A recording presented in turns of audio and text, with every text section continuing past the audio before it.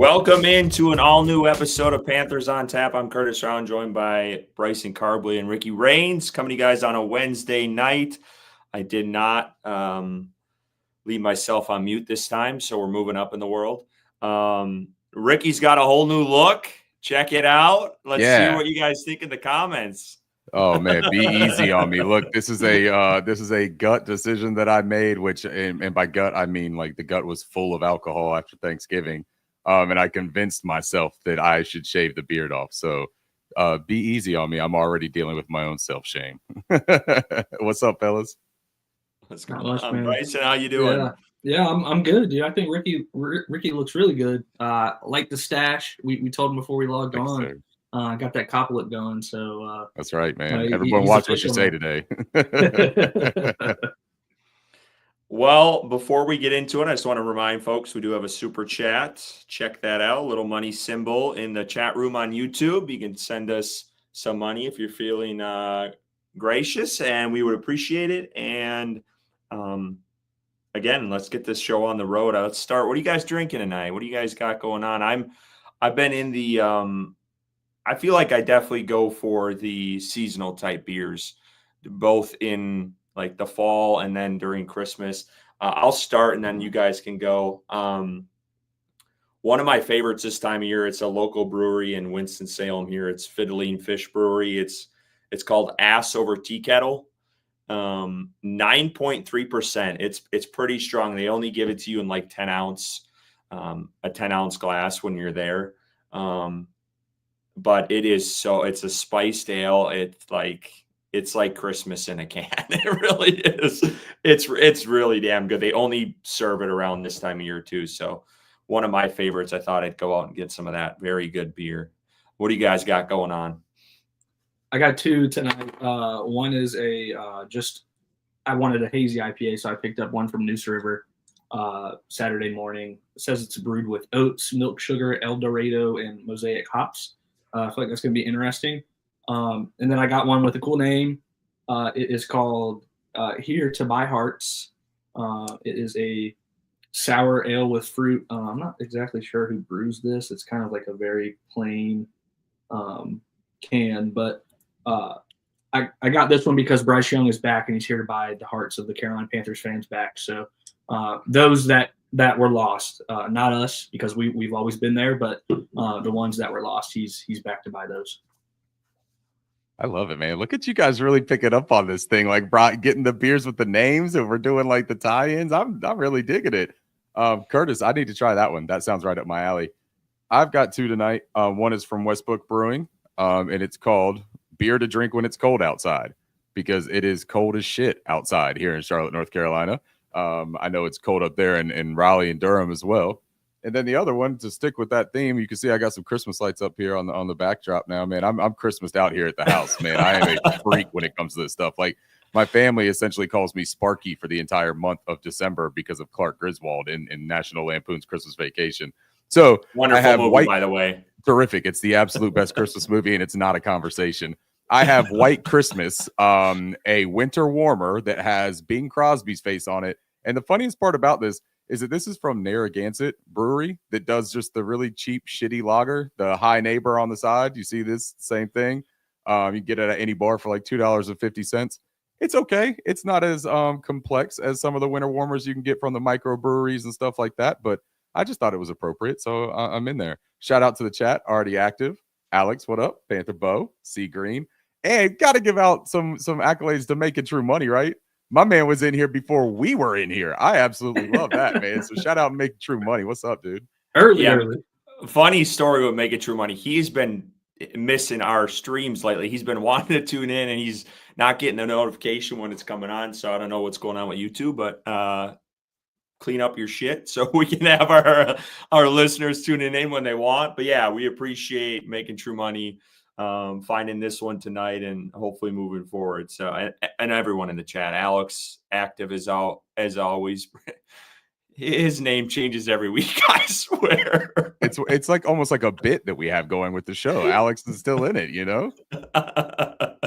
Panther Bo always in here. C Green, appreciate all you guys for tuning in. If you have any questions for us, You have any beers you want us to try? No one ever sends us any beers they like. So if you guys like any beers that we have not tried or you recommend us getting, I would really appreciate that, because I think always just getting a different perspective, and maybe something that didn't catch our eye when we went to the store. So we would appreciate that. But yeah, let's talk about it tonight. I know we're battling. We got a lot of college basketball games on tonight. So we're battling with the UNC crowd watching Alabama. They're getting their ass kicked right now. And then Duke's coming up tonight versus Auburn in a big one. I'm tired of these late basketball games. I really am. They're like 9:30 start times. It's like, what the hell? So anyway, UNC was in the Maui and they were playing at like 11 o'clock at night. Like I couldn't even watch any of those games. I was asleep. It was bad. Eastern time is just terrible for sports in general. I feel unless you're a total night owl like me, who's up until like 2 a.m. just taking care of like the peace and quiet in the house for a little bit. I enjoy it, man. Those Hawaii games, I was like, shit, I wish I had Hawaii every single night, man. Well, there you go. Maybe that's they're loving the Rickies out there. That's what they're tailoring to. All right. Well, let's get into the game. Let's talk about it. Bryson and I went this past week, and I just kind of wanted to talk about our experience before we actually get into like the analysis of what we saw in this one. But yeah, Matt has we've talked about him on the show. He was gracious enough to give us his lower bowl tickets, so we kind of upgraded from where I'm at in the upper bowl. And I tweeted this out during the game, and I'll let Bryson rant for a minute because he got called out by a security guard. But yeah, we were I think it was like maybe the first quarter, and one of the security people came by us. There was by the steps, and they asked us to sit down. I think Panthers were on defense at the time, and yeah, can you guys sit down for the people behind you? And then once that person had left, the people behind us were like, hey, don't worry about it. Like, if you guys are being like rowdy or in our way, we'll let you know. Like, they were totally fine with us. So that rubbed me the wrong way, especially when we're the home fans. And I feel like we weren't too crazy or anything. I mean, we were just cheering for the Panthers and being your typical fan. And you probably should have a home base like that. Maybe it's a little bit, they just are not used to that in that section. I don't know. But that kind of turned me off. I've never experienced that. And I've sat in those seats before and I've cheered. So that rubbed me the wrong way and it kind of annoyed me. And then I'll let Bryson go because Bryson got into it a little bit with one of the security guards over his profanity. So go ahead, Bryson. Yeah, and to be completely honest, I was drinking. I had consumed some beer. Surprise, surprise. But yeah, I mean, I was approached by this older gentleman security guard that was, I guess, standing in the lower bowl. We were kind of in like the middle section, I guess you would say, of the stadium. And he told me to stop saying the F word. I said fuck a couple of times, I guess, when I was cheering for my team, like let's fucking go, things like that, and said that if I didn't stop saying the F word, that I was going to be thrown out. I didn't think I was being too rowdy, like not causing a big disturbance. I was cheering for my team. I was excited because we were playing well, and we got into it a little bit. I do remember him saying like I called him buddy or something, and he said, I'm not your buddy. And I said, yeah, you're right. You're not my buddy. And then he like just stared at me and walked away. And then for the rest of the game, he was standing like maybe 10 feet to the left of me, like in the lower part of a section. For the rest of the game, I did not say fuck. I kept saying F word, F word, F word, F word. And I would yell it directly at him. And I would be looking at him and yell it directly at him. Didn't say another word to me all game. But yeah, I mean, it was frustrating because we were cheering very loudly for our home team, standing up, which was an issue at one point. You're going to an NFL game. I understand there's kids but when you have adults drinking and cheering for a professional football team, there's going to be some cuss words. We're very passionate fans, and I wasn't like slinging cuss words every other word and saying the worst words in the book. Like I was just, let's fucking go. Like, come on. This is like, just things like that. And I felt like he was being a little overbearing. And then I talked to another security guard that walked past and I was like, hey dude, this guy almost just threw me out for saying the F word. And he was like, nah, you're good. Don't worry about it. So I was like, I just feel like this guy had it out for us. I don't know, but other than that, I had a really good time at the game. Curtis and I were hyped. I mean, a really good game. Of course, we're going to get into it, but it was. I had a good time overall. Besides dealing with the two security quote unquote guards that we had to deal with. Yeah, and I honestly, I think there was a couple of times where I said it, and I think he thought you were saying it, and Oh, that's great. so I think that played into it too. Because I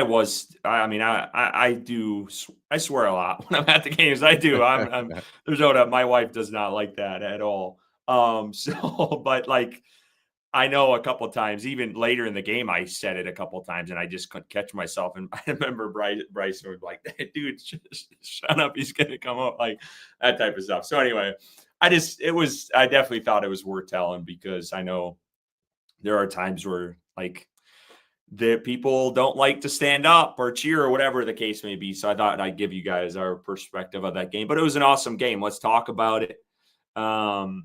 Perspective, Ricky, let's start with you.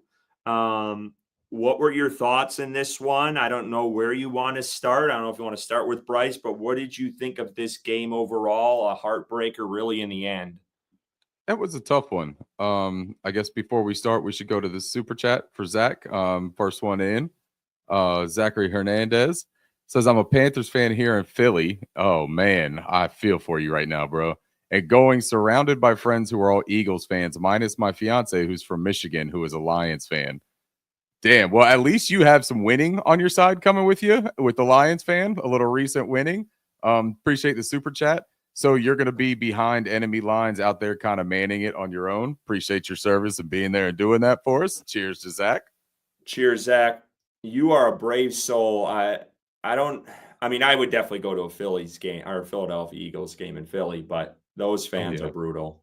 They are as brutal. long as you don't dress up like Santa Claus, you should be fine, right? I feel like that's enemy number one over there in Philadelphia. But that's going to be a fun time for you, man. And I hope that the Panthers can pull out the surprise. And speaking of the surprise, I don't think it was a surprise to us the way that the Panthers played against Tampa Bay on Sunday, right? We all talked about it on last week's episode. This was an opportunity that I thought the Panthers, at least offensively, did take advantage of to an extent to continue to build on the momentum. And that's something that we didn't see last year, even on the performances from Bryce Young last year, that I think that some of us could do a little bit like deeper digging and looking into like the way that he played as opposed to the box score and the really, in your face statistics. I think that the follow-up games for him, though, never really like met the previous game, the previous performance. So for me, what I'm noticing the most out of this run is he's gotten gradually better. And that's coming off of the game against the Chiefs, where I thought he looked really good. I didn't know that there was a way that he could look that good or maybe even better again in this one, just because of the inconsistency early on in his career. I thought that this was probably his best game, even outside of that Chiefs. I think that the way that he handled the pressure against the Chiefs was really impressive. But I thought that some of the throws that he was making, some of the decisions that he made in this game, I thought were really impressive.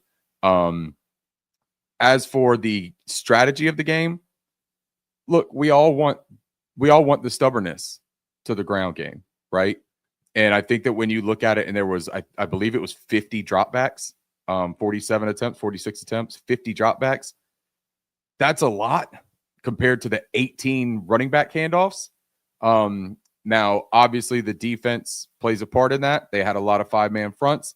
They were clearly challenging Canales and Bryce Young to beat them on Sunday and not let Chuba Hubbard and this offensive line maul them. But I am still a believer of I would like to see Canales a little less timid about accepting what the defense is trying to dictate you to do and try to impose your will a little bit more. I get it that the five-man fronts can be challenging and that they would tell you that you have advantages, specifically in certain personnel groupings. But I also think that what you see teams like Buffalo, right, that has Josh Allen, what you see Joe Brady and Buffalo doing with their heavy personnel and saying, you can try to load up against us in our physical game, and we're going to load up against you. And it's going to be strength for strength or, numbers on numbers. And we just believe that we're a better team. I would like to see a little bit more of that from Canales. But I do think that the confidence it speaks to that Dave Canales is having with Bryce Young is absolutely growing. I don't think that he would have ever let Bryce Young throw the ball 46 times in a close game like that if he didn't believe that he could be efficient with it. Defensively, man, it's tough for me because they didn't play an awful game, but Bucky Irving just had his way on the ground. And we talked about that being an issue. Mike Evans, again, the guy like single-handedly, and we talked about this too, it makes me so nervous, man, when we play against Mike Evans because he is so dangerous just on his own. Like just on his own for how good of a player he is. And we didn't bracket him. We didn't try other, approaches and ways to attack him defensively. I think that at some point, Evero, for as good as he has been to adjusting, because I think he has done a really quality job as of late, I think that he's got to consider, maybe even in this Philadelphia game, giving some one-on-one attention to that primary receiver and not just basing your faith off of Mike Jackson holding his own. Bryson, overall thoughts in the game? Yeah, I think it's a reoccurring theme that we've come in here for the past couple of weeks now and said that Bryce Young has looked better and better and better. And yeah, he's getting some national attention now of, oh man, Bryce Young's back. Like, look at him. Everybody knew he could do this. And when we all know that wasn't the case, Curtis has been pretty boisterous on X, calling people out. And, it's good to see. I feel like this was, if not his best, one of his best games of his career. Really didn't make any mistakes. There were a couple misses, but kept his team in the game from the time it started to overtime. And really, he should have won the game. They were in position to win the game, and twice. And the defense let him down. And then, of course, the Chuba Hubbard fumble. But really, shouldn't have even been in that position if Eddie Pinheiro makes his kicks. So that's frustrating. I think that position needs to be addressed this offseason. I'm about done with that guy and his quote unquote most accurate kicker in NFL history. I'm so tired of hearing that stat because it's 30 yards and in is all he kicks. So, but Bryce Young overall, it is just so heartwarming, promising, fulfilling to see him continuing to look more comfortable, more confident week in and week out.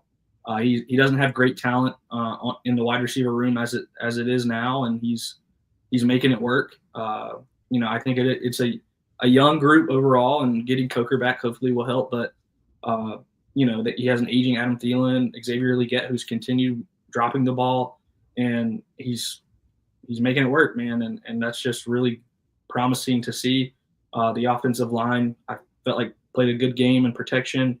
And, really Bryce put his team in a position to win this game that not a whole lot of people thought the Panthers were going to be close in, and they were, and took it to overtime. And like I said, should have won it. So, I believe that I thought I saw a stat, they were stacking the box at like 66.7% of the time, which is like first in the league last week against the Panthers. So I can understand not running the ball as much as he did, but I would have liked to see a little more.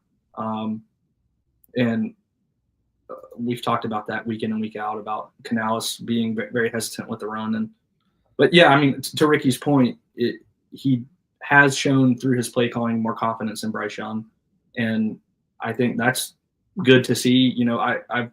I'm happy to know that pretty much the question mark of week in, week out starter is gone. In no world would they ever go back to Andy Dalton now, because Bryce Young has looked so damn good for the past 4 or 5 weeks. So at least that's cleared up. And, it really, for the rest of the season, it's just seeing the progress that Bryce can make week in and week out, and hopefully being competitive and maybe winning a couple games. And really, that's all we can ask for from this point moving forward.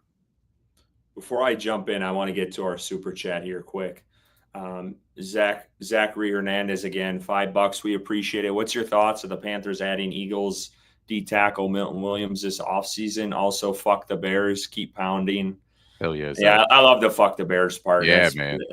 That I have a place in hell for that fan base. So I can't stand them. But Zach, I'll be honest, I don't know much about Milton Williams. So if one of you guys want to chime on that, I don't know, but Carolina can always use guys on the D line, anyone on defense, honestly, with how many Yeah, holes they have. So I'll take whoever they can get, to be honest with you. I But like Milton. anyone else want to chime in? Yeah, go ahead. Yeah, I like Milton. He's he provides some disruption from the interior of the defensive front. Yeah, thank you, Zach. Appreciate the super chat. Cheers, man. If I remember correctly, I believe that he has the second or third best quarterback pressure percentage of their defensive front, which is impressive considering that they have Josh Sweat. I know that he eclipses Josh Sweat. I believe he's like 18.5, something like that, quarterback pressure rate. Jalen Carter, I think, is right around that same mark. Jalen Carter might even be lower, around 16 or 14. Milton is a good piece. I think that if Carolina is going to add to the front, what it will depend on very much so is also what the scheme is going to be. Because if they're going to continue to run this, 5-man front, which is essentially the 3-4 base, I think that they have got to add a big guy in the middle. And I know Brandon Graham is the darling of the draft right now for Panthers fans, and for good reason, man. That is an absolute stud. But even looking at a nose tackle type of player, Philly, they run a lot of their base. They run the Fangio defense, and we'll talk a little bit about it. But they have Jalen Carter, they have Jordan Davis, they have really large individuals inside. And Jalen could play shade technique or zero. And I just think that it would, Mason Graham, not Brandon. Brandon Graham plays for the Eagles. I think that Milton Williams would be a nice piece to add, but I kind of just need to know who our defensive coordinator is, man. It's so hard for me to make plans on that stuff, but I think it's a cool idea, man. I would not turn my nose up at all. He's had a nice season. Well, I'll jump in on the game, what you guys have talked about, and Bryce Young continues to show why he was the number one pick of the draft. I personally believe that. I feel like all three of us do. Week in and week out, he's showing more and more, and Ricky, you said this, a lot more big time throws, and we'll talk about that in a minute. But just the decisiveness, and I feel like his understanding of Canales' offense and what he's trying to get out of it is you're really seeing that now. And the confidence is growing. He's more confident in his offensive line. He's confident in his receivers. And it's beautiful to see, guys. It really is. I was looking back at I think he's played 25 games now. This is the first time in his career he's thrown 250 yards plus in back-to-back games in actual close games. Like last couple 200-yard plus passing games, but there were blowouts like 21-40 to the Bengals, just like out of this world games where he's just trying to claw his way back in. The Panthers were in these games the last 2 weeks. Obviously went down to the wire, one in overtime, one in the last 30 seconds. So he is that. I feel like we haven't seen that from him yet, and to see that get stacked up, I think is huge. And I think he's just going to build off of that. And it's very exciting. Like we talked about this a little bit last week. I can't tell you the last time I was excited about. I'm not excited that they lost, but I'm excited after the loss because I know we're seeing the growth of a pretty massive investment in what they made in Bryce Young, and he's showing week out. I mean, he's starting to get talked about in the national media. People are starting to realize like this guy's starting to ball, and the benching helped, and the free car accident helped out of nowhere to get him back in there. So like, it's promising.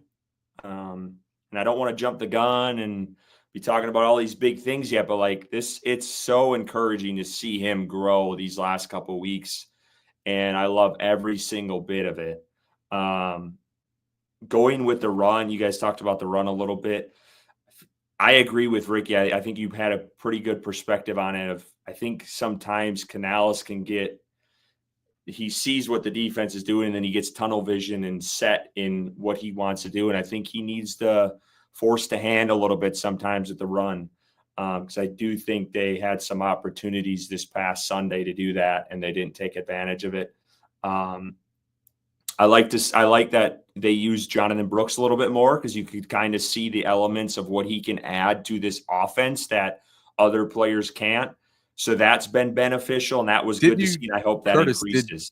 Curtis, did you think that the usage of Jonathan Brooks, did that not like align so closely with what we talked about with the screen passes, the dump off, the ability to make that chunk gain, make people miss, run through a guy's face? Like, isn't that exactly what we've been excited to see from him, man? Mhm. That was awesome. And he was kind of a security blanket for Bryce, like the check Yeah. down. He used him a couple times for the check down. He was And good then in pass pro on third down. So I think you're going to see an increased role, and then obviously I don't think it helps Chuba's case to fumble the ball in a prime position in overtime. I think that does give him a knock a little bit, and I love Chuba. I'm not saying let's full on Jonathan Brooks here, but like that's not a great look for him. And I know he's had success this year, but that happened in that Giants game too. I believe he fumbled. I don't know if we lost that one when he got hurt. Did we? I think we did lose that one when he got hurt. Do you guys remember in Germany? When the big scare when Chuba, we thought he might be out for the year. It looked terrible. Did we lose that fumble? I don't know if we lost it, but it was. I don't think we lost it. I think that we recovered that, if I remember. But correctly. even then, like he fumbled the ball there. Yep. That's happened now in a couple. It's another instance of not having ball security in a critical moment, right? So that is something he needs to clean up, because he does have the quote unquote number one running back of the draft this past year right behind him. So he needs to keep that in mind. And I'm pulling for him. I think he's a great back, and I'm glad they signed him. But that stuff cannot happen when you're actually trying to, when you're actually in a push for a playoff spot. So I think that was something good to see, was Brooks's involvement. Bryson talked about old man, and I know you don't. I know you are you do like Adam Thielen, but that guy can ball. I don't care what anyone says, how slow he is. He made the catch before half that should have been a touchdown. The refs robbed the Panthers there. He had a one-handed grab late in the game. That was a hell of a catch. Like, Adam Thielen he's clearly has the best hands on the team. And he's great for Bryce Young. He really is. And Bryce Young loves him. I mean, we saw that last year, and I think that you continue to see that this year when he came back post-injury. So I get the knock on Thielen. I get the QB school, razzing him and whatever else, but the dude can still play. I don't care how old he is. He's great to have for Bryce Young. Defensively, quickly, shout out to Shaw Smith-Wade. I know I hammered home last week the nickel position and how that really struggled with 23 last week. And he came in, he did miss some plays too, but he had that pick. And when you get a turnover, that's big for the Panthers on defense. So we'll take it. So I thought he had a decent game. I'll keep shouting out Bryson's guy, Josie Jewell. He had another great game as well. He's starting to come into his own at that position, which has been really nice to see. And there might be some others. Yeah, you talked about Mike Evans. That guy, I mean, every time he plays the Panthers, it's blood and guts. It really is, man. It's 100+ yards, a couple touchdowns. You're shocked I think he only had one this week, but usually it's multiple touchdowns versus defense. The Panthers they struggle. They struggle against him. I don't care who's covering him. The guy's a beast. So, but yeah, that's kind of my wrap up of what the game. Go ahead. Sorry. No, I was gonna say shout out Amari Barno if we're gonna talk about defense too, because he made his way back to the field, got a sack. It's really interesting to see, and we've got another super chat from one of my favorite people in the world that we'll have to bring up here as well. But Amari Barno got back out there on the field and got a sack, and it's really interesting to see that Evero, now that he's getting DJ Wanham back, right? Jadeveon Clowney's kind of been holding it down as the sole. We know for sure he's an NFL edge player on the roster. And now you get Amari Barno. And look, Amari is someone that has a ton of physical talent and traits. It's never been put together for sustained play. He's had a hard time staying healthy. If they can get a lot out of him, man, that would be crazy. And that would be a huge development for this defense. I do think that Cho Smith-Wade, the biggest thing that I saw with him too, the turnover, man, was great. And I love that. And I'm glad that you brought him up, Curtis, because that was such an important aspect, I think, of putting him in there over Dane Jackson. Cho just looks very natural and fluid playing that position. He looks like he has better instincts, better awareness of that portion of playing in the field there in space, as opposed to having that boundary as another defender. I think that he just looked very comfortable there. And I think you got to take the lumps, man. I know that they were worried about him possibly having ups and downs and turbulent times there as a rookie in that position. I think that you take the lumps with Cho as opposed to taking the lumps with Dane Jackson. You're going young everywhere else. You might as well keep go going. young on the other. I agree. I totally agree. Let's bring up your mom here for a second because I appreciate this. Yeah, this is crazy. I don't know what you're doing over there. What kind of beers you're having, Therese, Mom. I love you very much. Thank you for that tip. That's awesome. My mom, she says this, that we're Panthers fans to the fucking core, right? So you'll be comfortable knowing that my mom is fine swearing. She knows the donut saying. My mom is I'm a little disappointed that your mom didn't put the donut emoji. But my mom says that we're Panthers fans to the core, right? My mom and my sister are by far the bigger Panthers fans in this family. My sister has PSLs. They go to every single game together. They will have like their entire weeks will be wrecked when the Panthers don't play well. Like they take this shit seriously. If they could strap up and get out there, they would. So it's just awesome that she comes in here and watches the show, let alone supports it. So appreciate you. Stop giving your money away. It's Christmas time. Love you. Thank you. One quick thing, because I didn't talk about Eddie. If I was Canales this week, I'd be bringing in competition. I would have brought in a kicker this week, put pressure on his ass because he has, in big moments, missed the mark. Atlanta game a couple years ago, or was that even last? Yeah, it was a couple years ago. This week, he had two. Was it 2 or 3 misses? I can't remember. It was 2. So 2 misses this week, which would have given them the win. So again, it's maybe it's 1 or 2 games a year, but still, these are building blocks for the Panthers, and beating a divisional opponent that was fighting and clawing to get a playoff spot with Atlanta right now. That would have been a big statement win, and how well Bryce Young played. It leaves a sour taste in your mouth that they didn't come away with this victory.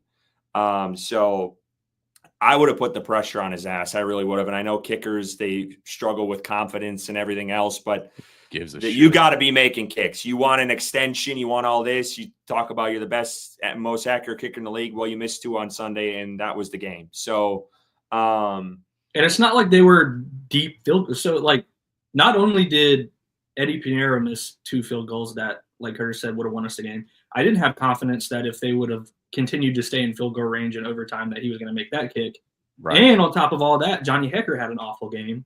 So, like, the whole entire special teams, besides the returners, really let the Panthers down in this game. You know, you had the defense playing semi-decent, forcing turnovers. You had the offense playing well. And, of course, special teams takes the shit. I can't tell you how much it hampers this team for them to know that they have a kicker that is not really consistent, or you have faith in making it 50 yards and out. Like, you know, they're punting from the 30 to 40-yard line because they know their kicker can't make it. And he continually talks about being the most accurate kicker of all time. You need to put that leg to the test and not shrug when you're put out there to make long kicks. Well, and that was the thing with Eddie too, was he was pretty for sure 45 and in. Like, you were probably going to make it, but when you're missing those 45 and in, like you were this last week, that's a problem. Well, it's Eddie. Eddie almost has like the opposite of what Bryce Young has. When something matters, he kind of like crumbles a little bit. And that's a terrible pairing with a guy who has ice water running through his veins in the fourth quarter when you are trying to march downfield and win a football game. You get your team in position, and your quarterback and your offensive line and your running back and your receivers and tight ends and everyone on that offensive unit plays as well as they can in critical moments. You got to have a guy that can finish that off for you. And I'm sorry, but like, I don't have a lot of confidence in it, man. You talk about the Atlanta game where he missed 2 winners in that game alone. And then you talk about this game, you look at Chicago, and I know that, man, you could say, hey, they shouldn't have put him out there. Why not, man? It was a 50-something yard field goal. Like, I get it, dude, that kickers around the league, and Mr. Making True Money brought this up. To be honest, most kickers in the NFL been booty cheeks. You're right, man. They have. But there's also some kickers that are pretty decent. And there are some kickers that are hitting these long kicks, and kickers that are winning games for their team, right? The Tampa Bay kicker, I would have had confidence in him to go out there and kick a field goal to win the game. And he had a miss earlier in that game. But the way that he was striking the football, I thought that he looked confident and he looked able. With Eddie Pinheiro, man, and I went on a soapbox with him in the offseason, so I'm not going to try to go back into that because I had to sit there and be like, yeah, he beat out Harrison Mevis, so I guess he is the world's greatest. And then Justin Tucker decided to take a nosedive off of a cliff this year, which makes it even more difficult to sit there and be like, oh, Eddie's not that bad. No. Just because Justin Tucker sucks all of a sudden, and just because he beat out an undrafted free agent in Harrison Mevis, doesn't mean that anyone who has criticism of him is wrong. You know what I mean? So whatever. I didn't bring up Eddie Pinheiro because I just don't want to fucking talk about Eddie Pinheiro. Well, and the thing too is, and I've said this many times, you're only as good as your next kick. And that's what Tucker is going through right now. He's in a rut. Panthers Bo, I thought this was hilarious. Kicking sucks. NFL should take down the goalpost and put cornhole boards up. Hey, me and Bryson played some cornhole before the game. That's great, Bo. But yeah, it's just, I don't know. I would have put pressure on Eddie this week. I would have. And we'll see. We'll see what happens. I think if he keeps missing, he's going to have a very short leash, which sucks because Carolina can't. When you're a team and you're developing and you're still coming into your own within your culture in the organization, you cannot make many mistakes. And when you have stuff like costing mistakes like this, it ends up costing you the game. I want to talk to you guys a little bit about the Thielen catch because I know I touched on a little bit. What were your thoughts on it? Ricky, you had a better perspective. You were actually watching on TV. It was also on the opposite end zone from us, from where we were sitting. What did you think? Did you think it was a catch? Did the NFL drop the ball here? What did you think of that play at the end of the half? Only one person dropped the ball, and it's the NFL. Adam Thielen caught the ball. I think that when you look at like the nuances of a catch, first of all, I'm so sick and tired of it having to be like this nitpicking surgical thing to figure out if someone caught a football, man. Look, he bobbled it on that initial catch, right? It flew out of his hands. He had to dive back and go into the ground to catch it. If it was a one-handed catch, and this is what everyone wants to say, is that he took one of his hands off, though, and he had to put it back on for a brief second. But his other hand was on it, right? And the ball didn't look like it moved. Did it maybe like levitate the tiniest little bit? Maybe, dude. I don't know. But is that really going to constitute that it's not a catch? The guy got a knee down, an elbow down. And when he came up with it, the ball never touched the ground. If that ball had touched the ground, I think that I would have said 100%. If there's even a small movement, you could say that the ground aided that catch. Him catching the ball, having it in his hands, and then keeping it in his hands. Like, it's almost like he presented that for a reason. He kept it still and showed it right there that it never went to the ground to show you, hey, look, this has been right here the entire time. I got a knee and an elbow in. One of those things constitutes 2 feet. Both of them, he was damn near riding a truck in the end zone. He had 4 down. Like, that was a catch. And the NFL has got to get their shit together when it comes to these calls, telling me they didn't have enough TVs to make the call. And then the Panthers social media team puts it out in like 1490p, not even 1080p. It was the most clear view I've ever seen of a catch. Like, you can't get them to share their iPhone or whatever it was that they took that on. Like, come on, dude. That's a crazy excuse for blowing a game when this game did matter. I know you could say this Panthers team is a lost cause. Man, I don't think so. I think that it mattered, and I think that this was a pivotal decision. So, yeah, it's a catch. I've also never heard of that. We didn't have enough camera. I've never heard of that crazy. In a game as a reasoning. I've never, in the 20-some years I've watched football, I've never heard of that in my life. But anyway, go ahead, Bryson. Yeah, I think when we were in the stadium, Curtis, like you mentioned, it was in the opposite end zone, but they were showing up on the screen, and the whole stadium thought it was a catch. Even Bucs fans thought it was a catch. I was talking to when I was going to the bathroom, and they were like, "Yeah, that was a catch, man." Like, it falls in a long line of mistakes that refs make week in and week out in the NFL. I mean, not having enough cameras is for a billion-dollar business, multi-billion-dollar business. You don't have enough cameras in one of your games. I mean, that's the craziest thing I've ever heard in my life.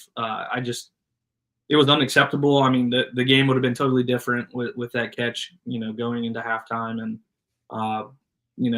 everybody in that stadium knew it was a catch except for the people in the zebra print shirts. So unfortunately, we didn't get the points on the board, but I mean, Ricky's mom makes a great point. Not going for it on fourth and one, in missing a field goal also hurt as well. So I mean, you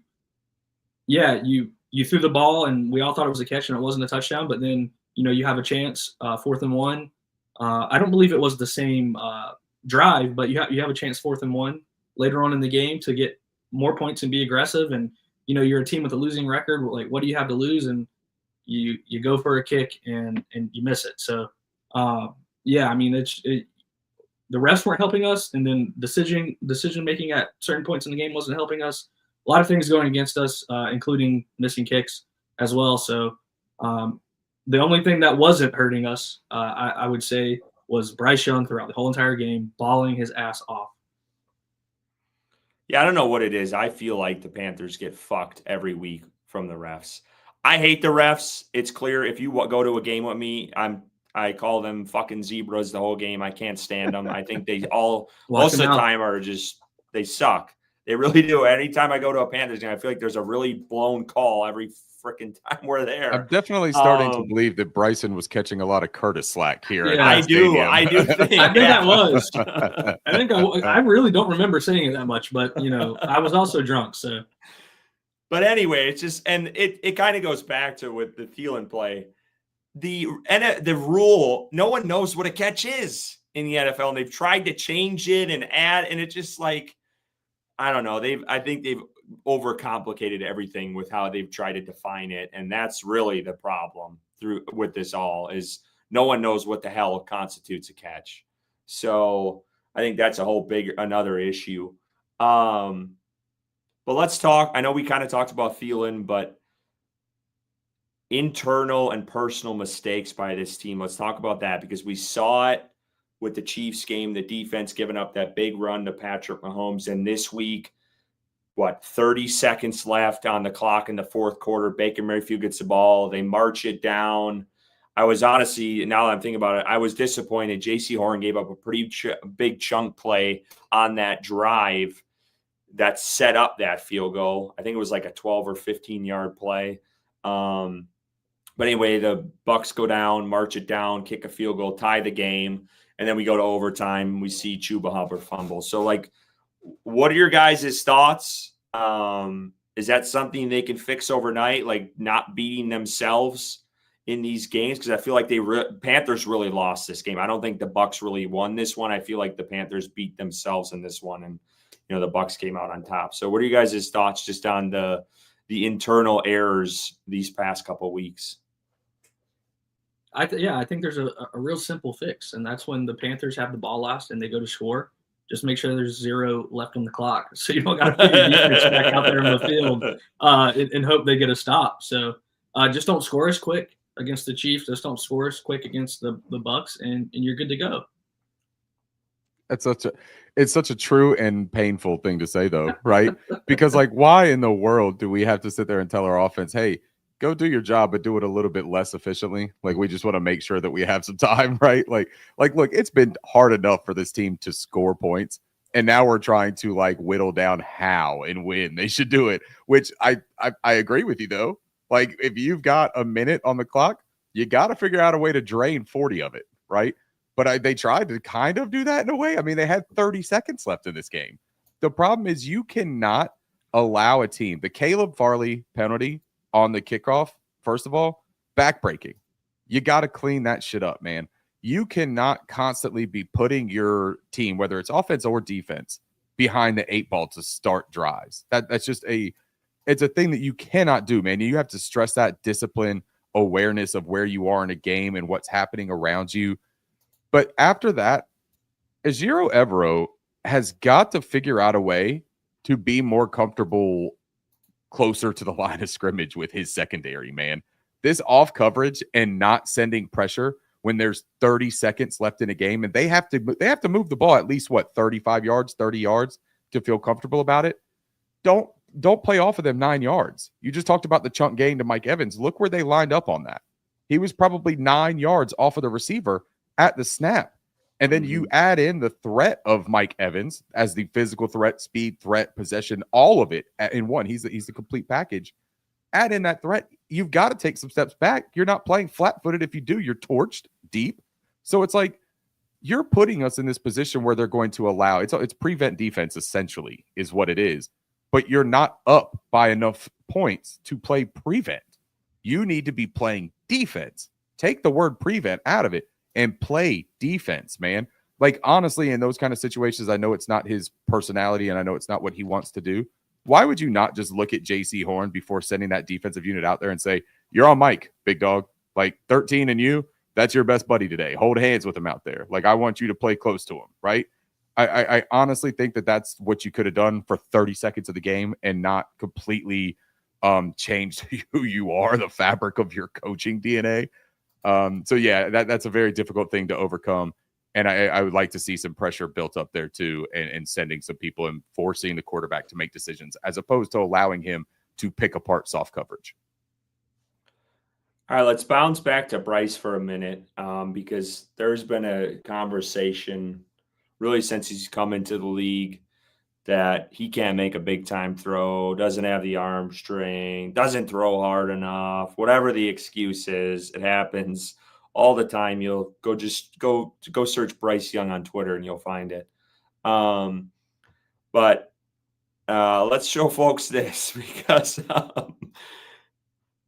9 over the last 2 weeks, Bryce Young has thrown 9 big-time throws, which is the most among all QBs in the league, according to PFF. 9 big-time throws in the last 2 weeks. Bryce Young, not any other quarterback, number 9 for the Panthers. So I just want to talk about that for a minute because I see that a lot online and from the quote-unquote Bryce Young haters who could not stand the pick and have a hatred for their own quarterback and don't want him to succeed at all, which makes no sense to me because that does not benefit the team you're rooting for at all. So just thoughts. I know we've talked about him already, but your guys' thoughts on, his maturation over the last 4 weeks since the freak car accident of Andy Dalton. Yeah, I can't comprehend how someone so short and so small that plays on his tippy toes, that can't see over his offensive line, that doesn't have the arm strength, can make these throws like this for the past 2 weeks and have more big-time throws than quarterbacks like Patrick Mahomes and Joe Burrow and Josh Allen and Lamar Jackson. I just can't wrap my brain around it right now. No, I mean, Bryce, we've talked about it. He's continued to take steps forward with his confidence. That was what was lacking week 1 and week 2 of the season. He got comfortable behind this offensive line, and now we're seeing Alabama Bryce. Like, he is that pass he had where he rolled out of the pocket and threw it up to Trimble, who was kind of who ran like an out towards the sideline and then hooked it up the field. Like, Bryce threw it before Trimble even started running up the field. Like, that play right there was so reminiscent of what we saw at Alabama, and it's happened for the past couple of weeks, throws like that. So this doesn't surprise me when you watch the game. If people will turn on a Panthers game and watch Bryce Young play for the past couple of weeks, they will see a quarterback that looks like he was deserving of a number 1 overall pick. He's not getting these crazy stat lines, but he is keeping his team in the game. And we had a chance to beat the defending Super Bowl champs, and we had a chance to beat a very good Bucs team. So Bryce Young, I mean, this is literally the best thing that could have happened this season for the Carolina Panthers, in that, we started, like, I remember like week 2 saying the season was over after he was benched, and like to do a complete turnaround and him be back on the field and playing the best we've ever seen him play to a level that I'm not sure any of us really predicted that he would be able to play this season in a Carolina Panthers. I remember saying that he was done in Carolina, that after the benching, they were going to trade him by the deadline, and his career was over in Carolina. But now, in my opinion, he is a clear-cut quarterback 1. He is going to be the quarterback next year in Carolina. They got to build around him. They got to add weapons, and he is showing the growth and the maturity that you would hope in a second-year quarterback who, and I'll say, is the best second-year quarterback in the NFL right now. he is playing better than CJ Stroud. So that's just that adds to it. The 9 big time throws, it's impressive. Happy, like, of course I would like some wins every now and then, but this is the second best thing, man. And Bryce showing that he is a franchise quarterback, just it makes me happy. It makes me very happy. Yeah. You know, Well I said. think, yeah, that's great. I love every single thing that you just said there, Bryson. I can't wait to clip that out and post that on Twitter for you because that was beautiful. I think that when you look at it, right, Bryce Young, yeah, he's small, man. 5'10", 200 pounds, whatever, if you want to call it that. But small things have power too. Small things have capability too. And I'm not saying that Bryce is walking around as, you know, the desert eagle of a quarterback. That's Josh Allen, right? Massive, obvious stopping power, is intimidating just with its physical appearance. But a snub-nosed 357 or a snub-nosed 38, it can still be effective, right? It can still shoot. You're not going to sit there and play with it, would you? Like, if you get shot with it once, you're not going to sit there and be like, that didn't hurt. Like, it's a gunshot. And Bryce Young can still throw the football really well. And maybe it's not always the tightest spiral. Maybe it's not the howitzer through the lake effect snow that you saw Josh Allen throwing all over in Orchard Park last week. But what he does, he has incredible anticipation and incredible ball placement. And what you are seeing is when he plays with confidence, he also can absolutely torque the football and generate enough zip on those throws to get them exactly where they need to be when they need to be there. I had somebody tell me that the best quarterbacks used to break their wide receivers' fingers, and that Bryce Young doesn't have the capability to break his wide receivers' fingers. And I still think about it very often, guys, because, like, I don't want a quarterback that is literally hurting the part of the receiver's anatomy that they need to catch the football. Just because you can do it doesn't mean you have to, man. Like, okay, Brett Favre broke people's fingers. Yeah, Brett Favre does a lot of things that I wouldn't recommend doing, right? Like, that wouldn't necessarily be the poster boy for follow what he does to a T, right? Don't let him have your phone and text anything from a bathroom or from a training room or anything like that, and don't invest with Brett Favre. And don't let him throw fastballs at your fingers. Bryce Young, if you can make accurate throws, if you can make big-time throws, which he's made 9 of in the last couple of weeks, I think that the narrative about him having no high-end traits and no high-end abilities, I think that's starting to dissipate. And there was a good amount of people that did stand up for Bryson that got kind of laughed at and said, we haven't seen a single thing from him that would insinuate that he's popular or he's capable of doing these things. I disagreed then, and I disagree even more now. And now you're just not having a lot of these detractors have much to say because Bryce Young is doing the talking with his play as opposed to his fans that have to support him.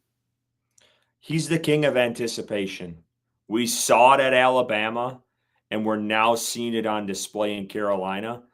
And Ricky talked about it. Bryson mentioned it. The placement of the ball. Go look at some of the throws that have been not caught in the last couple of games. David Moore a couple times, one this last week that, right, I mean, you couldn't put him anywhere else. It was only to his hands. He didn't come down with the catch on the sideline.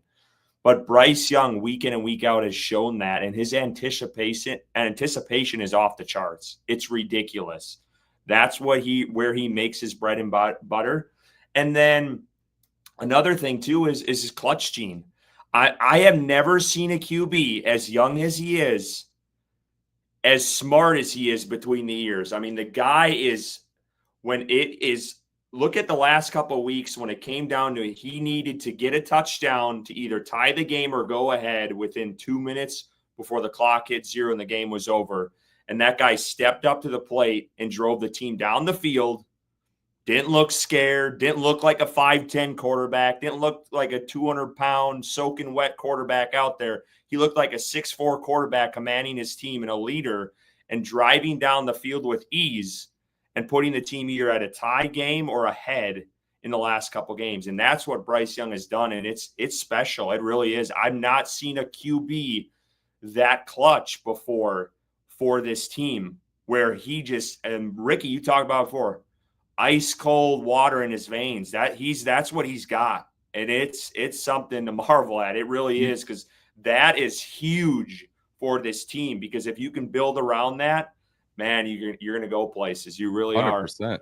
And you know what, who he reminded me of, like a pro comp coming out of college, and who his game still reminds me of is Joe Burrow, more so than like the Russell Wilson comparisons, more so than just the short quarterback comparisons, the Drew Brees comparison. Joe Burrow doesn't get talked about as having a tiny arm, but he also doesn't get talked about as having this world-beating arm, right?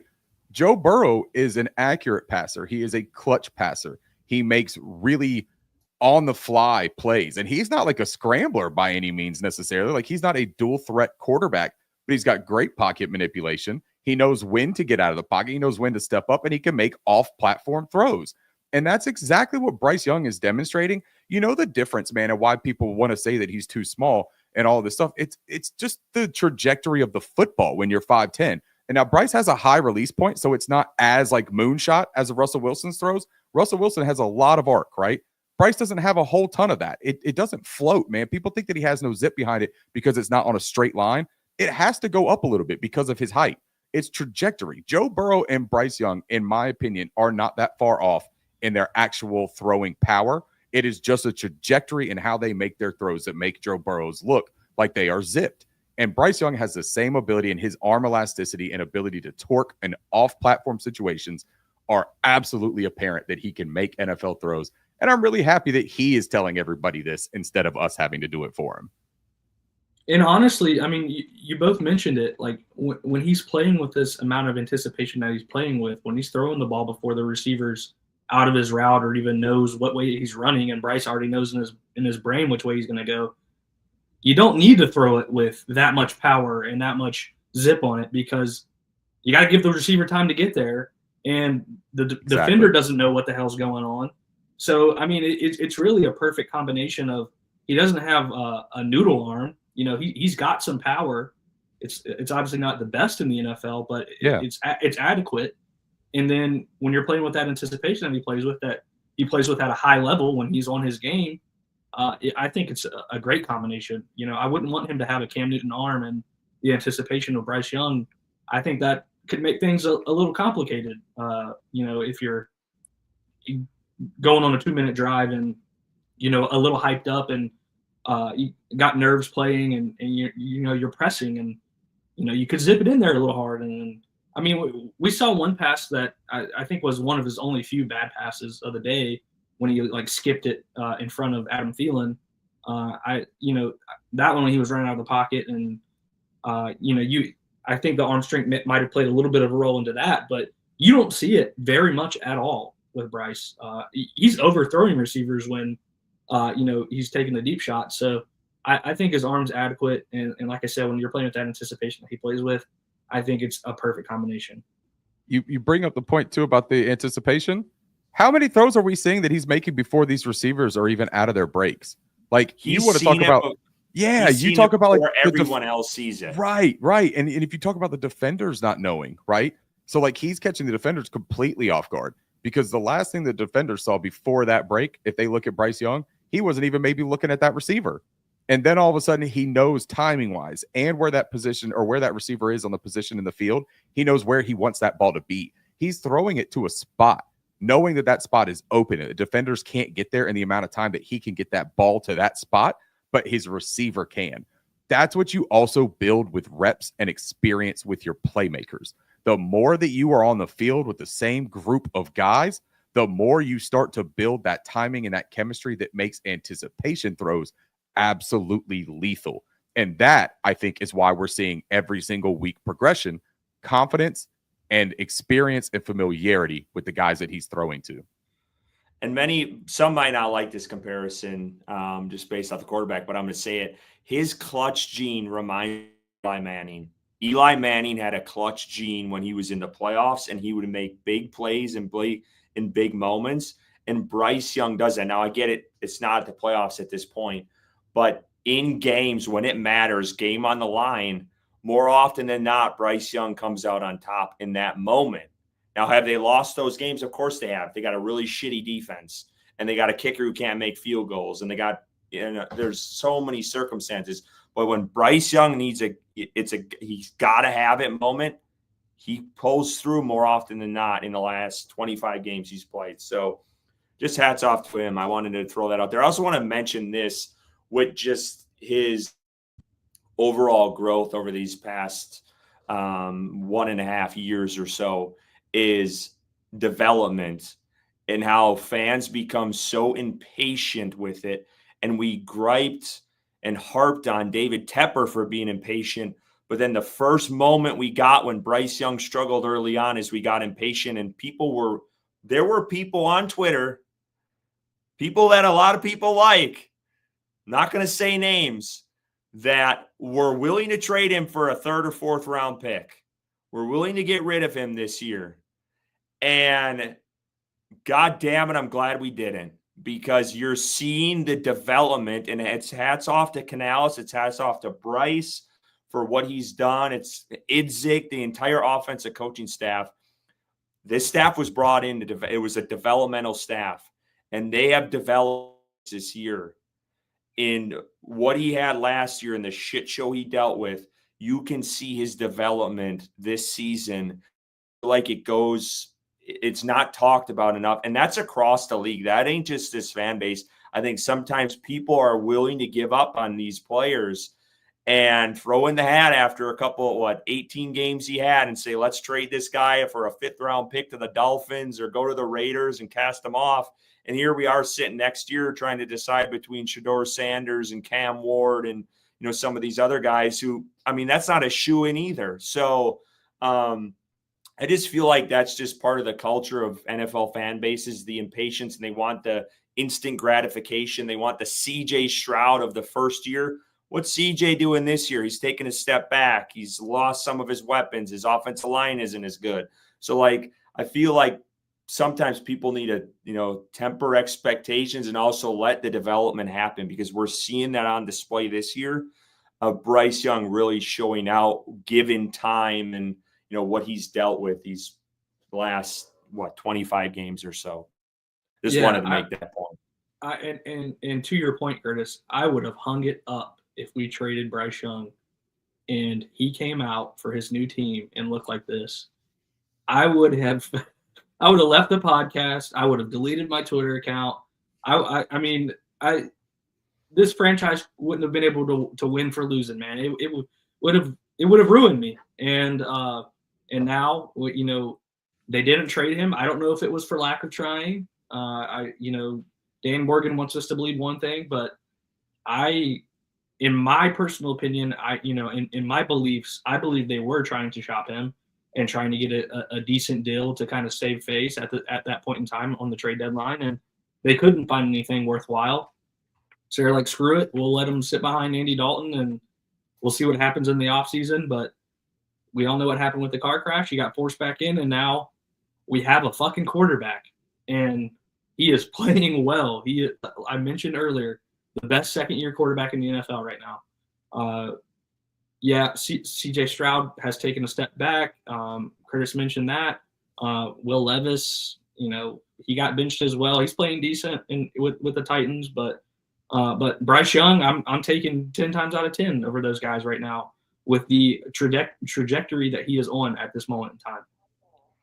Well, it even goes to college football too. These guys go in the transfer portal after year, and coaches are looking for a guy. I feel like the developmental part is going away, it seems. I don't know. I just wanted to make that point, because I think it's important, and I think fans sometimes give up too quick on players, and we've seen it even like the Baker Mayfields of the world, where he comes back and is playing pretty well with the Bucs. So I feel like sometimes we just need to temper expectations a little bit. Before we go any further, though, I do want to just shout out the chat. You guys I love the activity in there. We do appreciate it. We love the super chats as well. We have 430 some people listening. I'm sure not all of you guys are subscribed on YouTube, so I'm going to stop for a minute. Please subscribe to the YouTube channel. We would love you for it. It takes a couple minutes. If you got a YouTube, go to our page, hit the subscribe button. If you hit alerts, it should notify you when we drop live streams.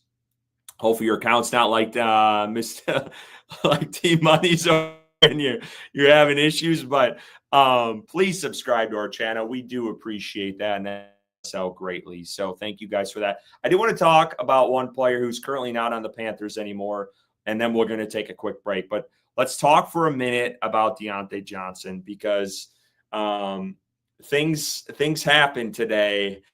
Him in Baltimore, and Panthers did trade him away. So I just want to touch on that for a minute. If you sleep under a rock or you haven't seen it all, but the Ravens have suspended him for one game, and said we made the difficult decision to suspend Deontay Johnson for conduct detrimental to the team. Deontay's suspension stems from refusing to enter our game against the Philadelphia Eagles. So I know, guys, we talked about him during the trade and what we thought of this, but I kind of want to, kind of re-bring that up a little bit. And let's just discuss his time in Baltimore and the trade itself. And do you think Carolina did good on getting rid of him and what they got for him in compensation? Ricky, you want to start? Sure, yeah. Let me start, because I was vocal about how I felt about that trade.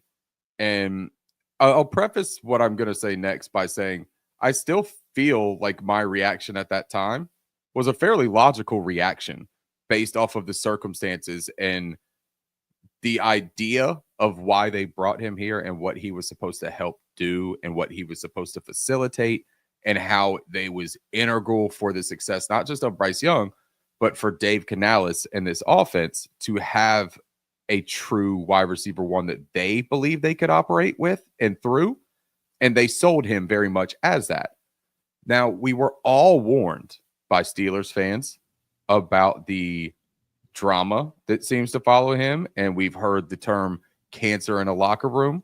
We've heard that he divides the locker room. And then we talk to we ask and we get answers from our reporters, our local reporters here, who I trust more than any national pundit, more than any fans of other teams. I trust our local media who is in the locker room and talking to these guys and observing the actions, right? By all accounts, honestly, man, all accounts, he was not the schism in that locker room. When Bryce got benched, there was mention of the wide receiver room being unhappy. Obviously, that must have meant Deontay Johnson, but I think that it also could have meant Adam Thielen. I think that it could have even been maybe Xavier Legette, Jonathan Mingo, even to an extent of just like, hey, this isn't going well already. Like, we're 2 games in and this is our campaign. It's our second year, our first year. Things aren't going well. Everyone else is seemingly doing their job, and Bryce just wasn't in those first 2 weeks. That's okay to say that. But with this Deontay Johnson trade, I thought that when Andy Dalton came in, Deontay showed enough on the field that would say you could at least probably get a 4th, right? Like I wasn't expecting to go and get a top 15 pick for Deontay Johnson. I don't want people to think that that's like where my gripe was, is that we didn't get a 1st or a 2nd round pick so that we could draft our next franchise wide receiver. I just didn't anticipate us trading him for 7 picks better, right? And then taking on his salary. I still thought that that seemed like a very inexperienced move by a first-time GM.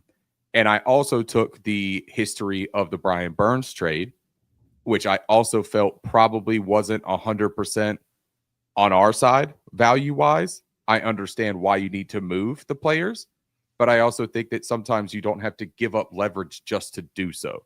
So, I give full credit to Dan Morgan, Dave Canales, Brant Tillis, whoever else was involved in this brain trust of a decision to sit down and say, we have to move this guy and we've got to move him soon. And we're just not going to play him. Like we've got to get him off the team and try to rebuild this. The funny part is that was done before Bryce was even put back in the roster, right? This has no effect on Bryce's play and starting. So I don't want it to seem like some sort of they did this to help Bryce and to get Bryce back in there because Deontay Johnson was going to hurt him. No. Deontay Johnson apparently was hurting the entire team, despite the fact that people say he was a good locker room presence and doing all this stuff. And then we got reports today, I believe it was Joe Person, said he would show up to practice when he wanted to. He would do the things when he wanted to on his schedule. It's interesting to me that we never got those kinds of reports or even like inclinations of that prior to him being moved. You would have thought that there would have been some sort of, I don't see Deontay at practice, no reason yet from the team will ask about it. We just didn't get that.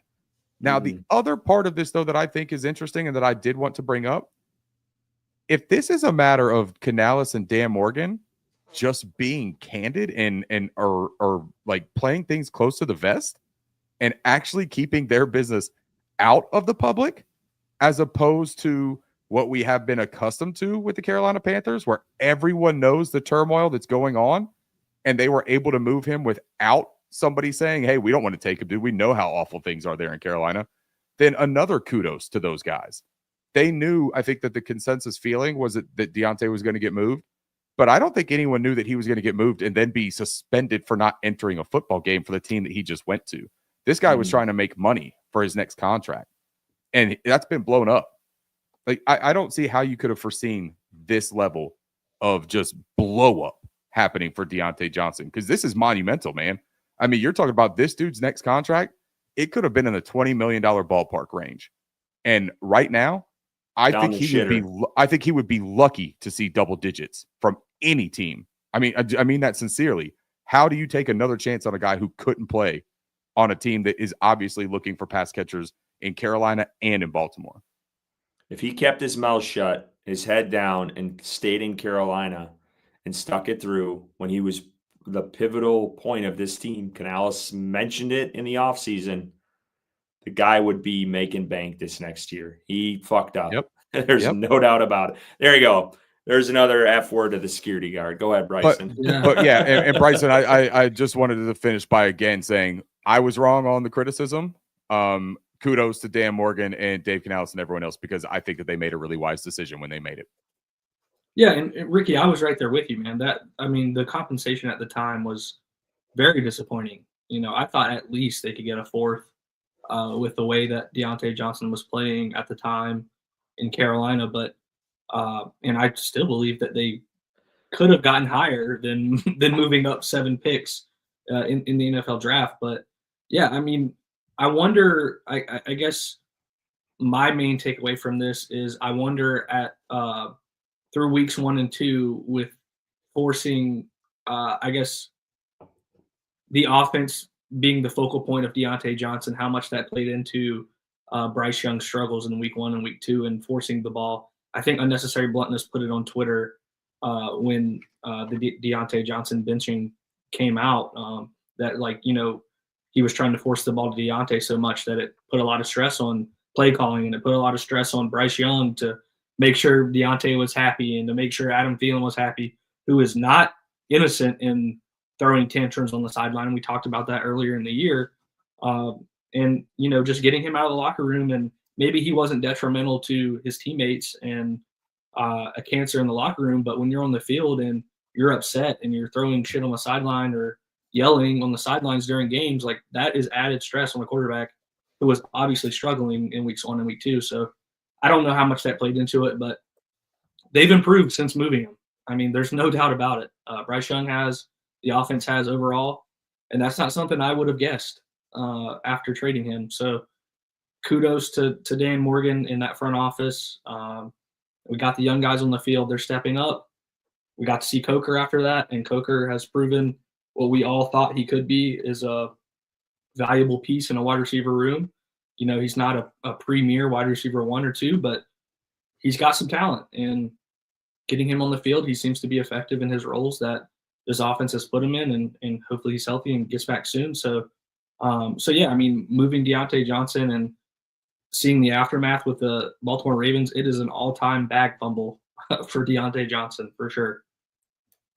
The one thing Ricky mentioned that I thought was a really good point was everything on the outside seemed like Deontay Johnson was, you know, turned the corner in Carolina. Seemed like a decent teammate early on, wasn't having many issues. That's what it perceived like to me as well. Like, that's, and I know I have mentioned, you know, seeing in practices, you know, him throwing up his hands when Bryson missed a throw, or he's open and no one's throwing the ball. Like, I saw that.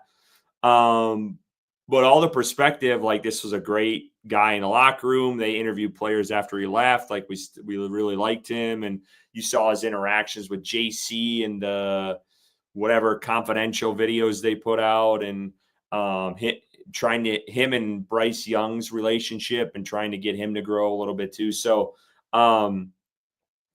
that part of it, I think caught me off guard.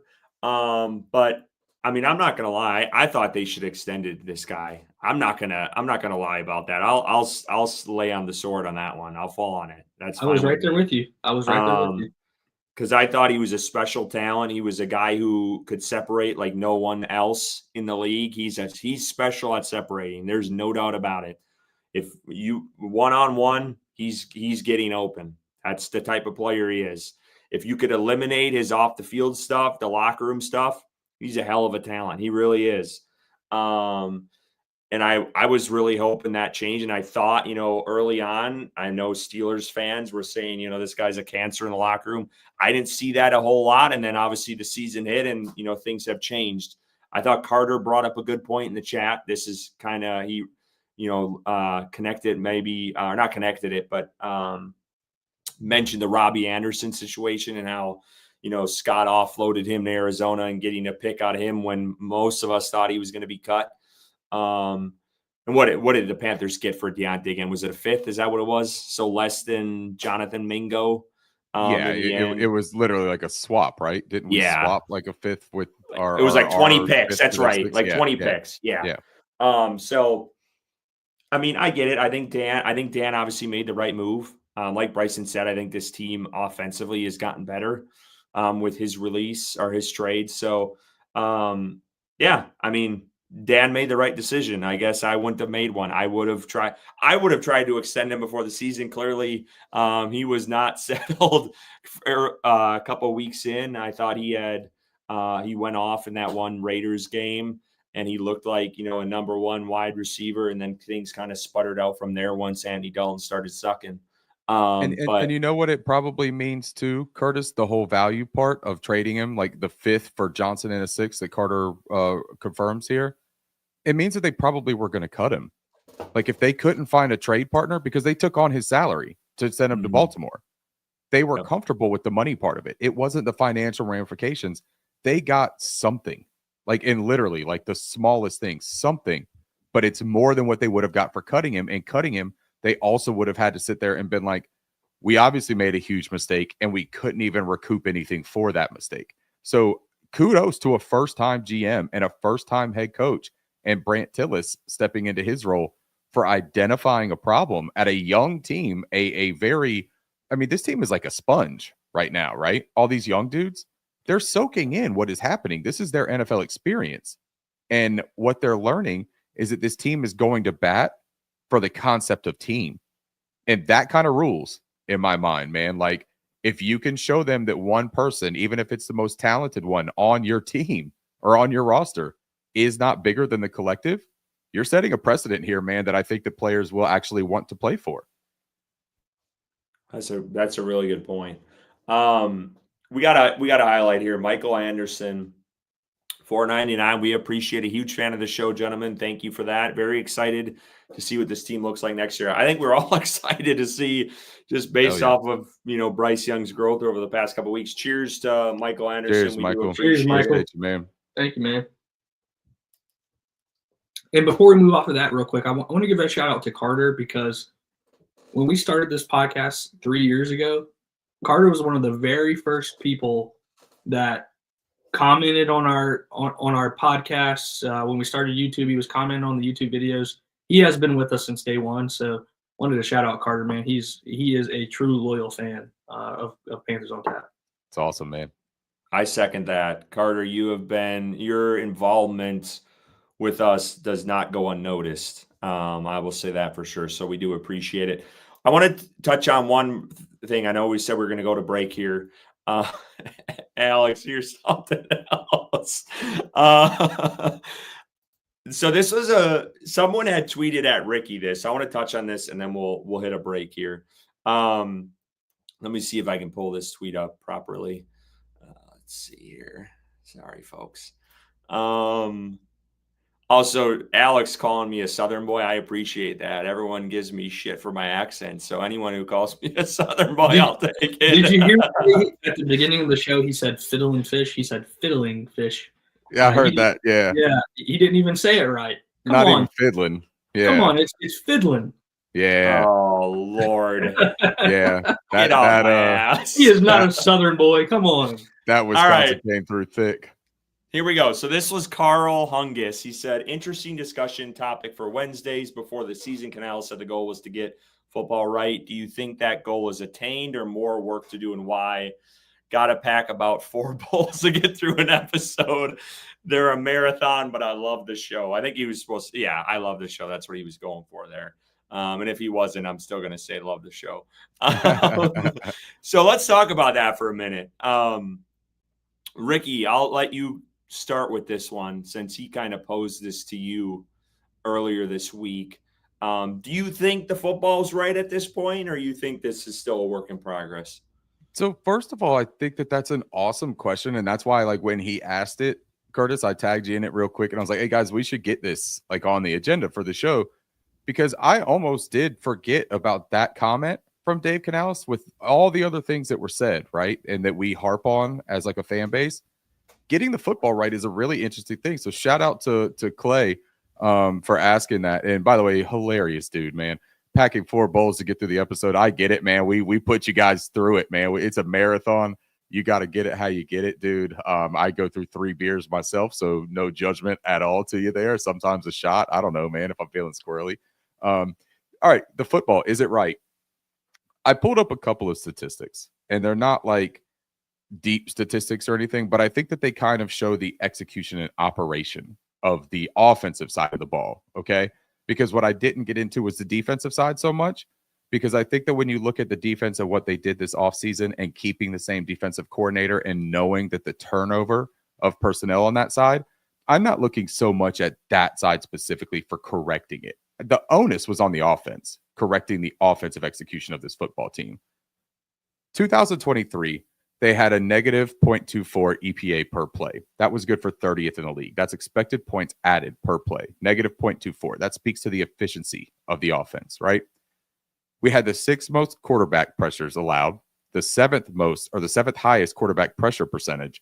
We allowed 65 sacks and had a 10% sack rate, which we all know was a problem with Bryce last year. I think that's a fair criticism that we talked about with him, was that he was responsible for a handful, if not much more, of those sacks. Now, the offensive line was terrible, but Bryce also had some things that he was not doing well of diagnosing and getting rid of a ball. 9th most penalized team in the NFL in 2023 with 103. 5 of those were delay of games, which was 12th in the league. And they were the 3rd most false starts with 27. Those are operational execution, get to the line, communication as a unit. We were tied for last in red zone scoring attempts per game with 2.1. Those were the stats that I thought were pertinent for seeing how this team operated as a football team and getting themselves in position for success. We've only played 12 games so far, so we don't have a full sample size yet. But for 2024, we are negative 0.17 EPA per play, so a marginally improved mark there. And also there's some context to this season too. 2 different quarterbacks, receivers in and out of the building, right? So, I mean, there's a little bit of stuff in there that you have to take into account. Defensive players going missing. That's 28th in the league, though, negative 1.17. 137 quarterback pressures is tied for 12th fewest, 12th lowest quarterback pressure percent, and tied for 5th fewest sacks with a 5% sack rate, which is 5th best in the league. Those numbers are outstandingly better than what we saw in 2023. And that's the focus on the offensive line. Perhaps it's even the focus of Dave Canales' system of the quick pass, get the ball out, have timing. Everything is based off of their numbers and rhythm. Here's the thing that I don't like. We're tied for 5th most penalties so far with 88. We have 8 delay of games already. That is tied for the most. So that's up. We are tied for 9th most false starts with 18. I don't love that hasn't shored up. I think that that's discipline that I would like to see a coach who is so detail-oriented and meticulous and talks about how communication is so important and imperative to success. I think that those have to get better. We are 24th in the red zone scoring attempts per game with 2.9. So almost a full attempt per game that we're getting extra in the red zone. I didn't break these numbers down. I would be very interested to see what they were in the last 5 games with Bryce Young under center compared to what they were with Andy Dalton on his stretch. Those first 2 games, man, I almost think it's unfair to even use in a sample size because that's not even indicative of who this team is. I think that the Andy Dalton run and this Bryce Young run was the one, right? I think that's what you look at as this team. So is the football right? No. Is it getting right? I believe so. I believe that they have an idea of how to build a football team, and I believe that they're starting to come up with the actual plan of execution to putting that idea on the football field. I didn't feel confident about that 7 weeks ago. I think that circumstances have changed. Luck has changed. I mean, it's crazy to talk about this car accident as some sort of like pivotal moment in this team's history, but it is. Without that car accident, man, I think that we're talking about an entirely different trajectory right now. I really just do. 100%. Whether it's getting rid of Bryce Young or whether it's this team being so poor and inept with nothing to look forward to because Andy Dalton is better than Bryce and he's the one that has to keep playing. I think they're getting it, man. I don't think it's right, but I think it is on the way. You could not script a Hollywood movie on the trajectory of Bryce Young's career. Like, you could not script it. So 100%. that accident is insane. If Bryce Young really turns it around and becomes a top 10 QB in this league for the next decade, like there's going to be a 30 for 30 on it, the way that this thing has turned around, if it continues that way. So, yeah, it's wild. Bryson, any thoughts on the question?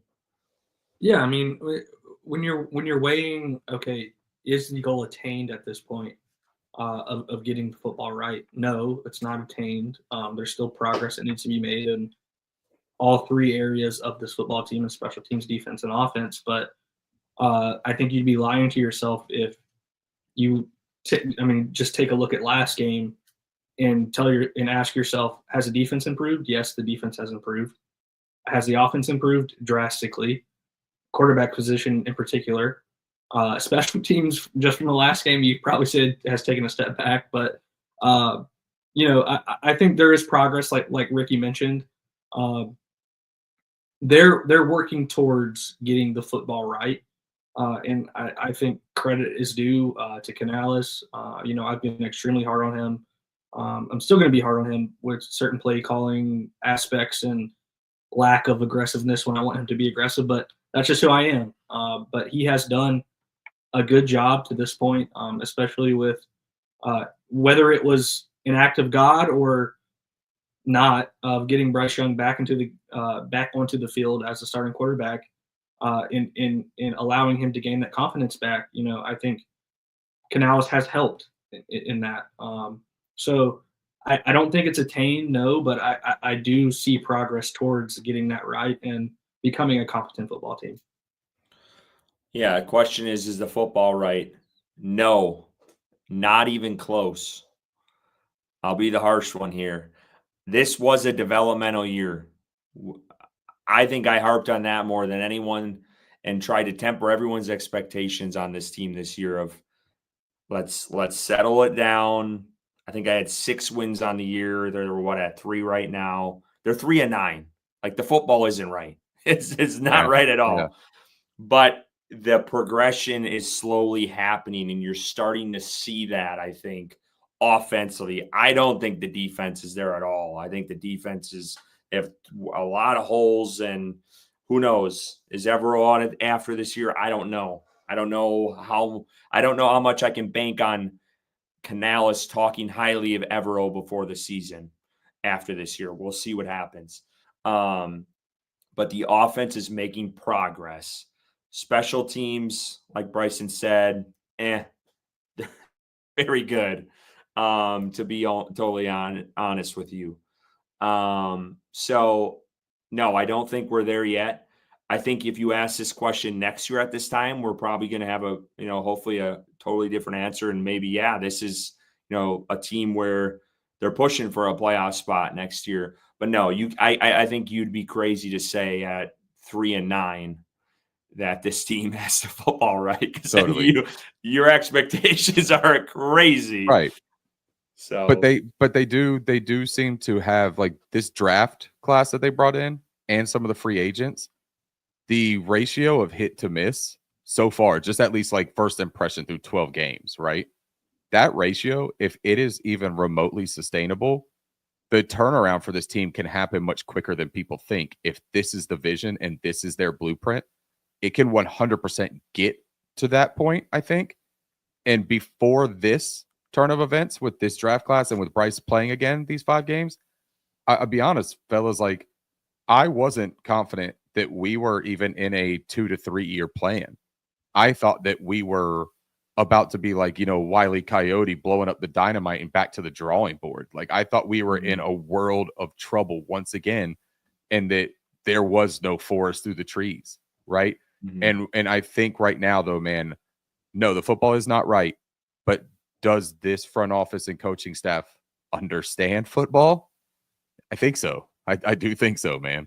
And I will say this, maybe this just is me either not confident or being negative, is I'm not 100% sold at this point that this staff 100% unequivocally believes in Bryce Young.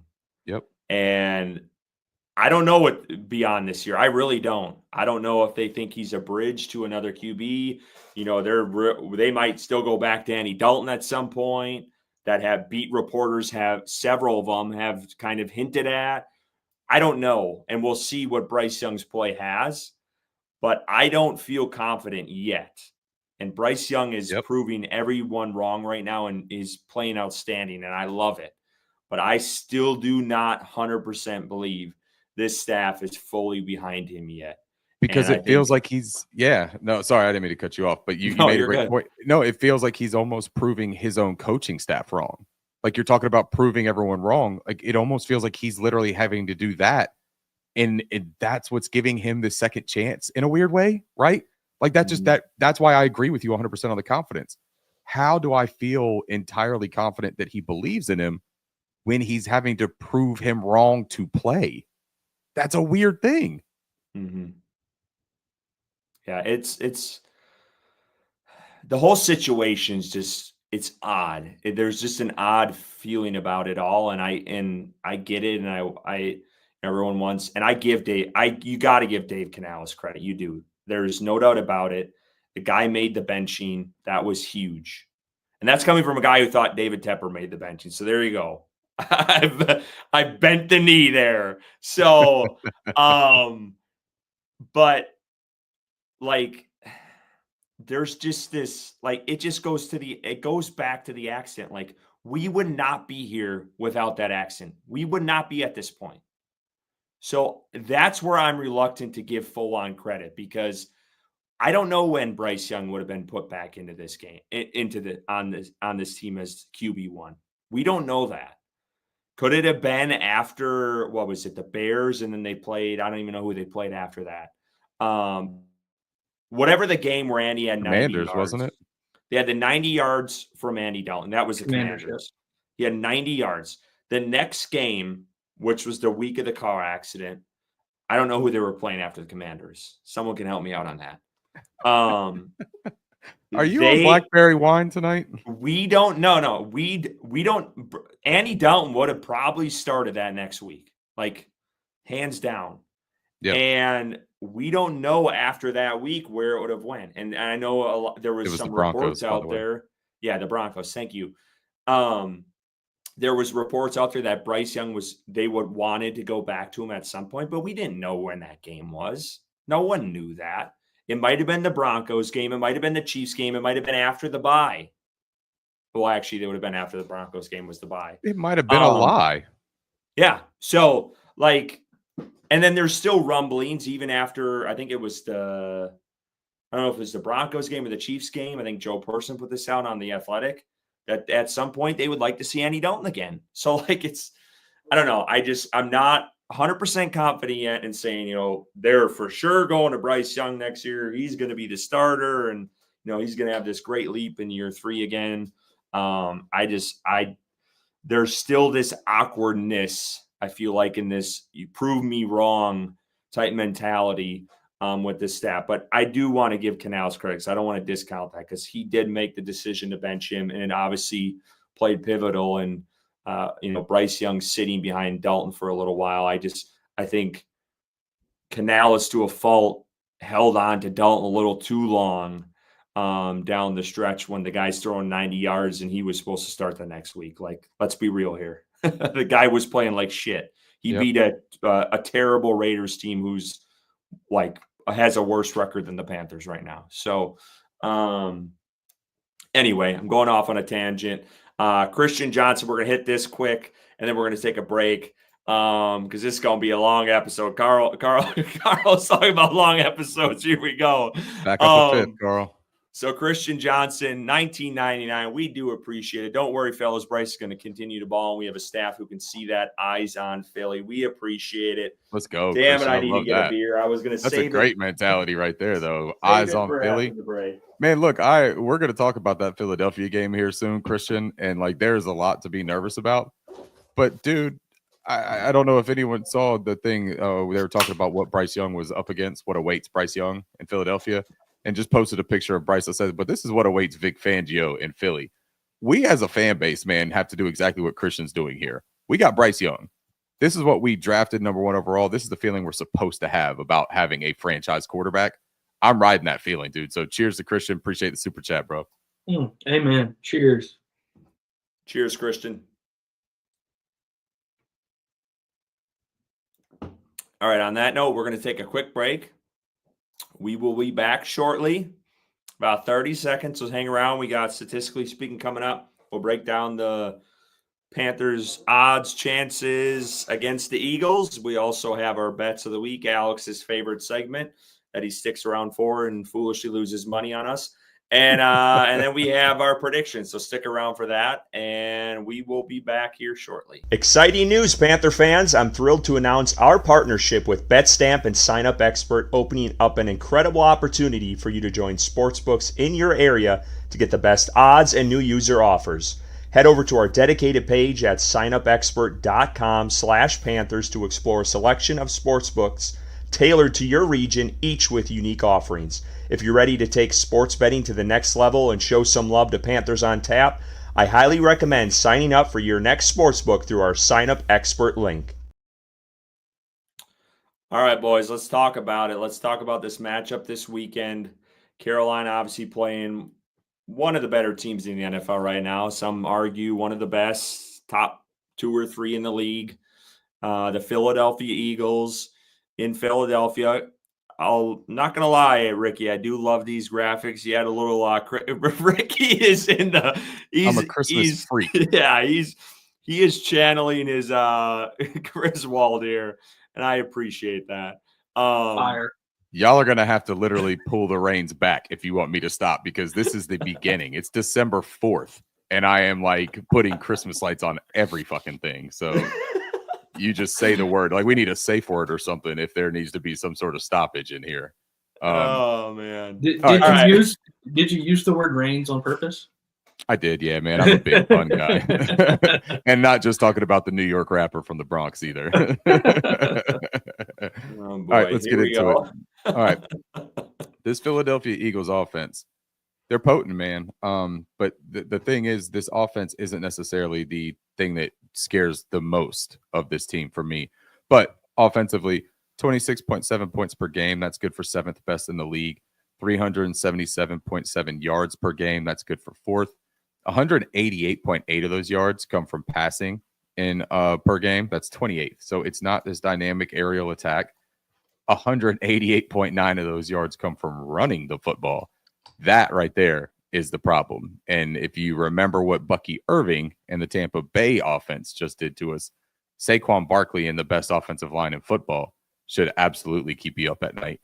Negative 0.02 EPA per pass. Again, that's an efficiency marker. That is 15th in the league, so middle of the road. Plus 0.12 EPA per rush. That is 2nd best. Very efficient. Not only do they run the ball often, they run it very well.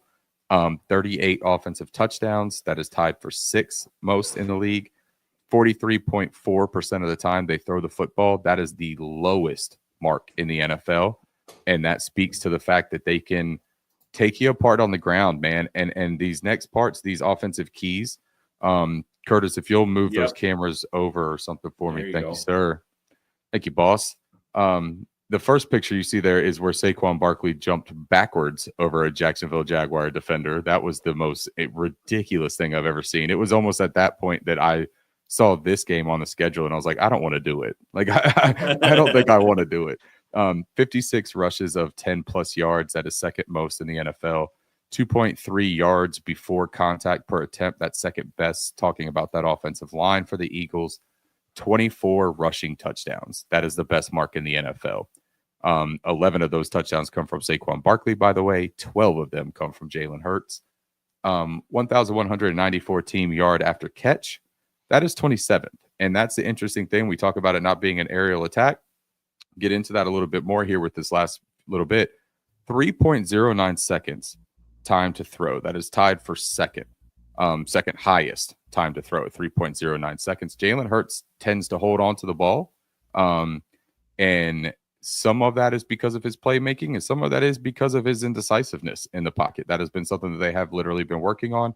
They also get terrific protection, but that number is high. 2.86 seconds time to pressure against.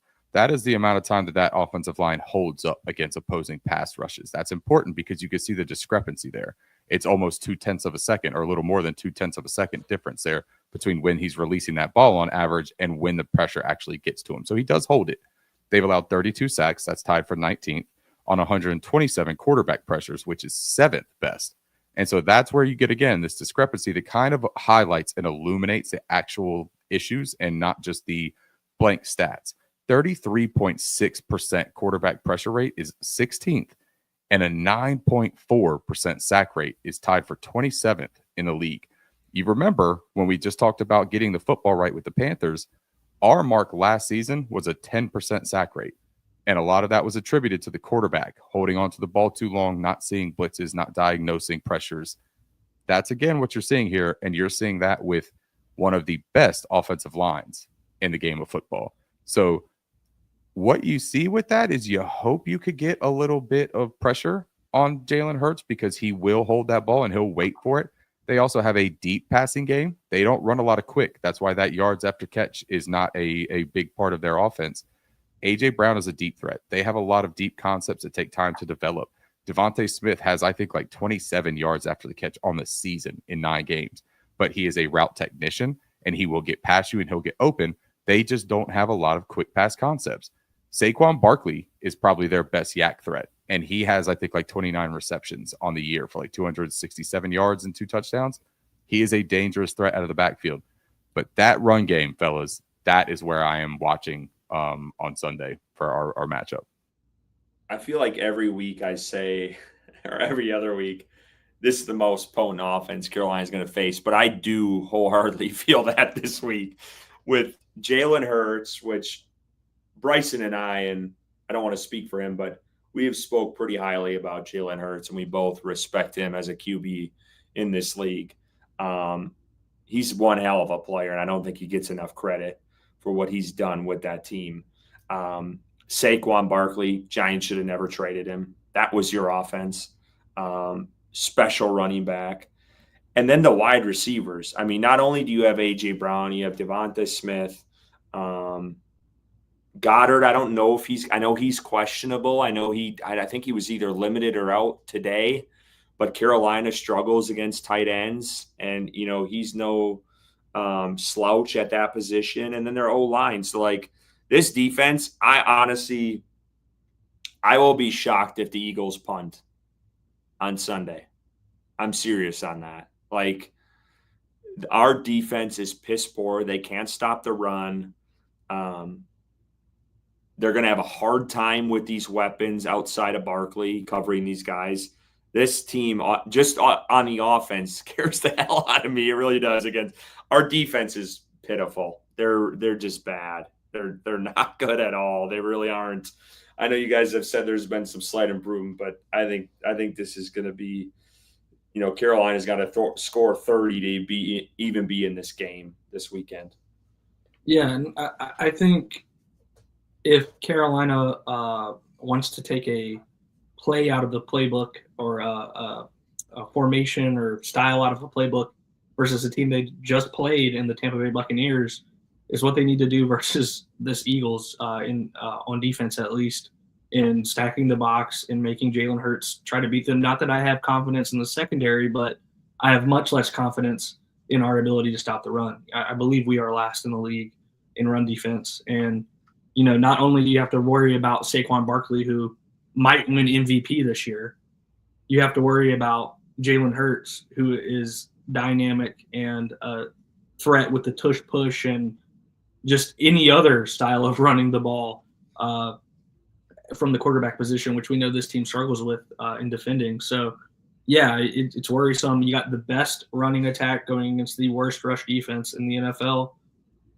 You're going to have to do something different in this game to have a chance, and I'm hoping that they make those adjustments. But to answer Alex's question, no, Saquon wasn't traded. He was, I believe, signed in free agency by the Eagles. But yeah, the Giants should have re-signed him. Major mistake, like I mentioned. He is in the. I think he has a legitimate chance if he continues to play at this level to win MVP for the Eagles. No doubt. And the Jalen Hurts conversation is interesting too, because you remember last year he wasn't very efficient with the ball and he had some turnover problems. But just looking at his statistics for this year, despite the fact that they're not gaudy passing numbers, it's 14-5 touchdown to interception ratio. He's taking care of the football. He's got a 68% completion mark. And that offense started off sluggish. And there was conversations about, do they have an issue at that quarterback position? Do they have an issue with the offensive coordinator? Like, what is going on with this offense? And they're starting to come into form, which is absolutely terrifying for the Carolina Panthers because their form can really exploit some of our weaknesses. I think that, yeah, you want to focus on Saquon Barkley. I don't know how much you can help, man. I mean, his over-under for rushing yards for this game set at 113.5, fellas. That's absolutely ridiculous. And I will say this, though. He's only cleared that, I think 4 times this season. I was looking at it for my bet today, Ricky. It's intriguing, right? It is intriguing. But the problem with that is that I'm not sure he's ever faced a defense that would allow as much as we potentially will allow, especially when you look at the game script. And part of that is because of this Philadelphia defense that we can get into if you want that natural segue, or if you have anything else that we're going on. Fire away. Let's do it. Thank you, Newsman. All right. So the Philadelphia Eagles defense, 18.2 points per game they're allowing. That is 4th fewest in the NFL. 282.8 yards per game. That is the best in the NFL. 178 passing yards per game. That is 3rd fewest in the NFL. 104.8 rushing yards per game. That is 7th fewest in the NFL. 5 yards passing yards per play. That is the best in the league. They are stingy with it. 4.4 rushing yards per play. Hey, look, there's where you can make some hay. That is only tied for 13th best in the NFL. They've allowed 21 touchdowns, which is the 3rd fewest. And teams are passing the ball 59.8% of the time. That is 8th most. Probably has a lot to do with game script and the fact that it is so difficult to run on them as well. This is one of those situations where it's what are you going to do? How do you, as the Carolina Panthers, approach this? There is a way. There is actual strategy that they could deploy if they choose fit. And a lot of that has to do with just the basic philosophy of a Fangio defense that I'd be glad to get into after we hit these keys if we want to. The keys for this: 36 sacks on defense for the Philadelphia Eagles. That is tied for 6th in the league. 136 quarterback pressures. That's tied for 26. Curtis, if you'll throw those cameras up for me real quick so that I can see these last couple.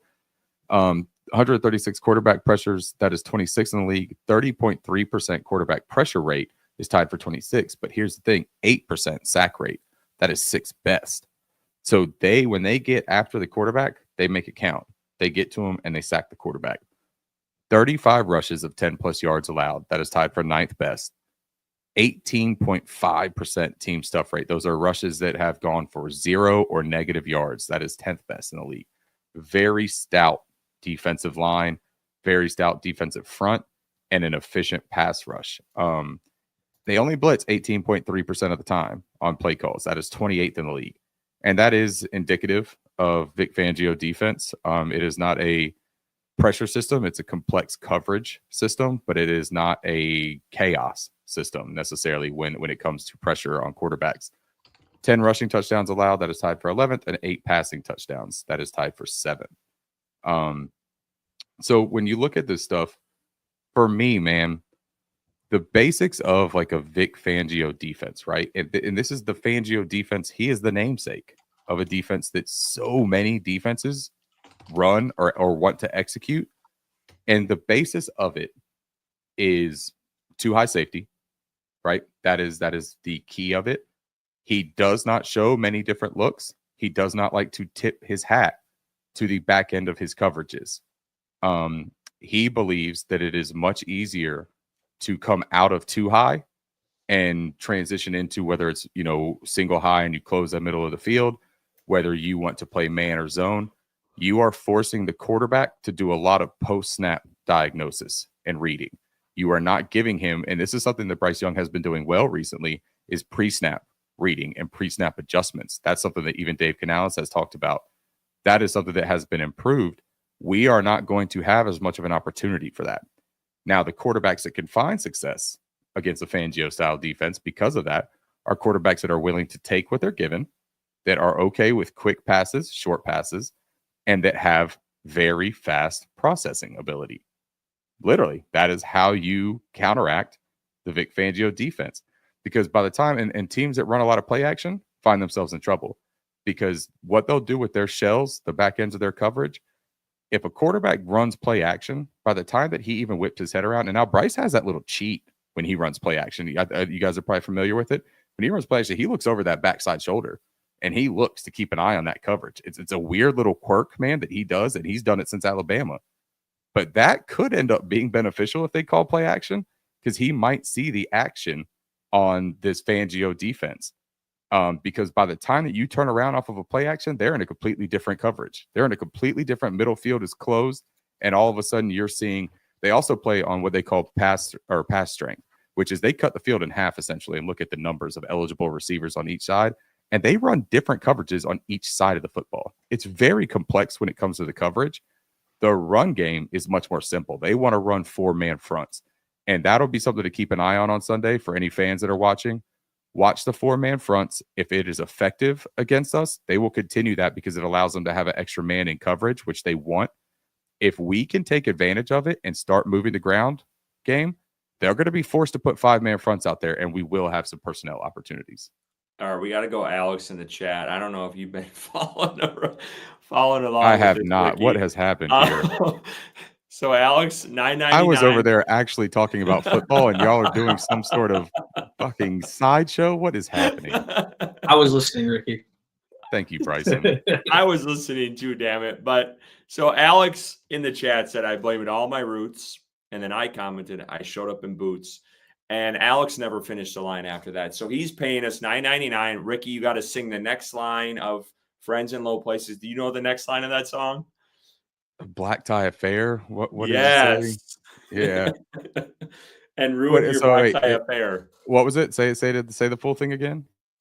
And ruin your black tie affair. So Alex wants you to sing that for all right, so it's blame it all on my roots. I showed up in boots and ruined your black tie affair. Damn. Beautiful. That's off to that. Cheers. Alex, we appreciate that. You might have a future in country music, Ricky. Yeah, funny thing, my dad actually sang and played guitar and did like some late night TV spots and stuff up there in Maryland.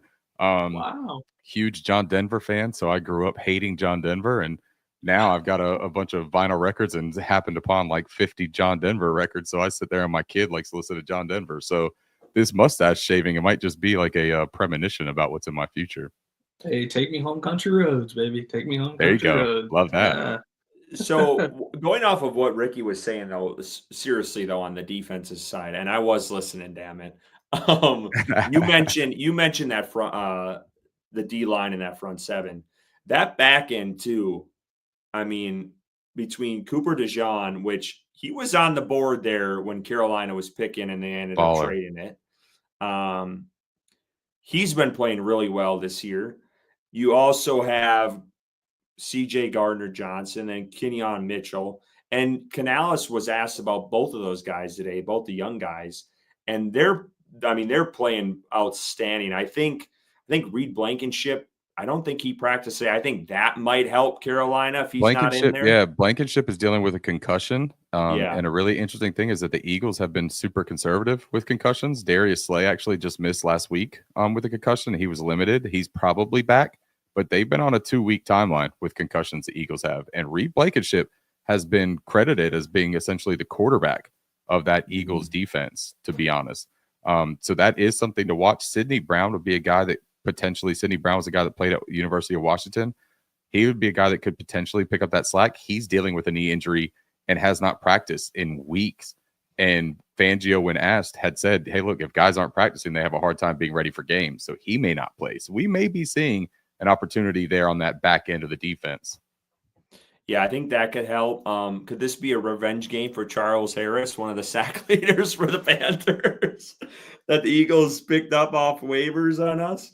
But no, seriously, this is just a good team overall. I mean, just across the board, offensively, defensively, they have talent all over, and this is going to be tough sledding for Carolina, no doubt about it. I do think they have some opportunities. I think Bryce Young has played particularly well against the blitz as of late. I do think he's done a good job of pre-snap of figuring out what he wants and what he thinks the defense is doing. I think he's grown immensely from last year on that, because you've seen a lot last year where teams would bring guys up and then they drop back in coverage, and I don't think they did a good job of disguising that. I don't think Bryce Young did a good enough job of figuring that out last year. And I feel like he's done that really well these past couple of games. And that's, I think, honestly, one of the reasons why he's played so well. So that's something to watch. And I know Vic Fangio, he's obviously he's titled one of the best DCs in the league. So we'll see how I'm curious to see how that matchup works between both Canales play calling, Bryce Young, and then what Fangio brings to the table with all the talent they have. So again, it's going to be, they got pieces, man, across the board. They're just And to your point, I talked about Saquon Barkley being an MVP candidate. Quinyon Mitchell on that defense is a defensive rookie of the year candidate. He is balling out of his mind. And then Cooper DeJean on the other side, obviously playing really well. The Eagles struggled last year at the cornerback position, and they went out and added in the draft and completely fixed that issue in one offseason. So, and not to mention, which Ricky mentioned earlier, Jalen Carter, Jordan Davis on that defensive line. Those are bullies, man. This offensive line is going to have their hands full. So and Josh Sweat, the pass rusher, is having a great year. Brandon Graham, they've got a really cool committee at pass rush. Nolan Smith, kid out of Georgia, really young. They're super young, man. It's a really fun team. And the other thing that we have to keep in mind too, and this is something I worry a tiny bit about, is with Fangio's system, everything is downhill, right? Starting with too high, everything comes downhill, as opposed to if you have that middle of field close, you're playing single high or cover 3, and you have to have a safety turn around and run backwards. This is a situation where Bryce can't be tricked by the coverage, because if he is, he's going to have a defensive back, a safety, sort of like that Jesse Bates situation in Atlanta week 1, that is going to be screaming downhill, that can not only get a turnover, but turn it into instant points. So that is something to really be careful of. If you're Bryce Young, take what's given. You're still going to have to take shots, man. You can't play scared, but you got to play really smart against this Eagles team. And cross your fingers, cross your toes, cross your eyes, anything you have about that run defense, because that's going to be the ultimate dictator of the way this game goes in my mind. And I think this is, we've talked a lot about like Canales getting too cute and just run the ball and, lean on that. I think this is a game where Canales is going to have to get cute for this offense to be able to effectively move the ball consistently. They're going to have to work in some trick plays, maybe a fake punt. They're going to have to do something to catch this defense off guard to effectively move the ball consistently in this game. So I'm not going to be mad if he quote unquote gets cute in this game, because I mean, this defense is probably the best defense they faced. And Agreed. Didn't I say that in the Chiefs game too, where like did. Canales, he needs to get cute. and it's interesting because this is like the opposite of the Chiefs. Like there's not a whole lot of pressure. There's not exotics. Like this is going to be back end coverages. What you see is what you get pre-snap. Like they're not going to do a lot of pre-snap movement. And the funny thing is, guys, we didn't even talk about two of maybe their strongest players, their linebacking core. Zach Bond is having a ridiculous year for them. And Nakobe Dean, the kid out of Georgia, is also an absolute threat, not just as a linebacker, but getting after the quarterback and creating pressure. Like there is talent all over this damn team. CJ Gardner-Johnson plays for the Eagles. Like we haven't even spoke about some of their really good players because they have so many of them. Bryson hit the nail on the head, though, with Quinyon Mitchell. Quinyon Mitchell is a ball player, and he is going to be a problem because they do allow their quarterbacks to kind of trail and go with and take out opponents. It's not necessarily their modus operandi, but they'll do it. So it's going to be really interesting to see how they treat. It's also easier to bracket with the Fangio defense because when you always have two safeties back and you can do half field one coverage, half field the other, do a lot of like match quarters and stuff like that. When you do that, you can always have one of those safeties stay to that side. So if you have Xavier Legette and they say that's the guy that we're worried about deep, they could bracket Xavier Legette and take him out of the game plan and force you to beat underneath with Adam Thielen and Jalen Coker and hopefully Jatavion Sanders. All right, let's move on to the next one here. Yeah, next one. So look, I did keep it simple here for the Carolina Panthers. I know last week we did a couple of the keys, but just going with maybe not jinxing myself. I'm a very superstitious guy, man. I've played sports my entire life, so like superstition is a worst thing about me probably. So I went back to just one slide because we won when I was just doing one slide and treating them minimally. So Carolina Panthers defense gets gashed on the ground. Bryce Young continues on his upward trajectory. Love that. Adam Thielen caught it, motherfucker. And Eddie P, cue the Dennis Green soundbite because he is who we thought he was.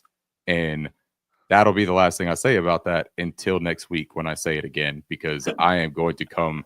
Everyone's posting receipts. I for wanted Bryce the Young invitation. Stuff. Yeah, invitation. I can't do it because it's late at night and my wife is sleeping like a door down. And if I do a Dennis Green imitation right now, man, it's going to wake up the whole damn house. This is we are who we thought they were, and we let them off the hook. That one? Bingo. Yeah, but you got to slap the desk a little bit, you know?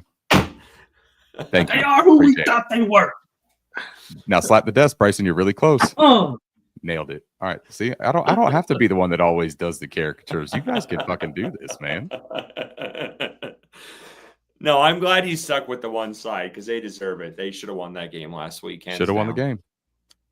Winners, what does it say? Coffee's for closers? Well, double slides are for winners. So win a fucking game, Panthers. Love you guys.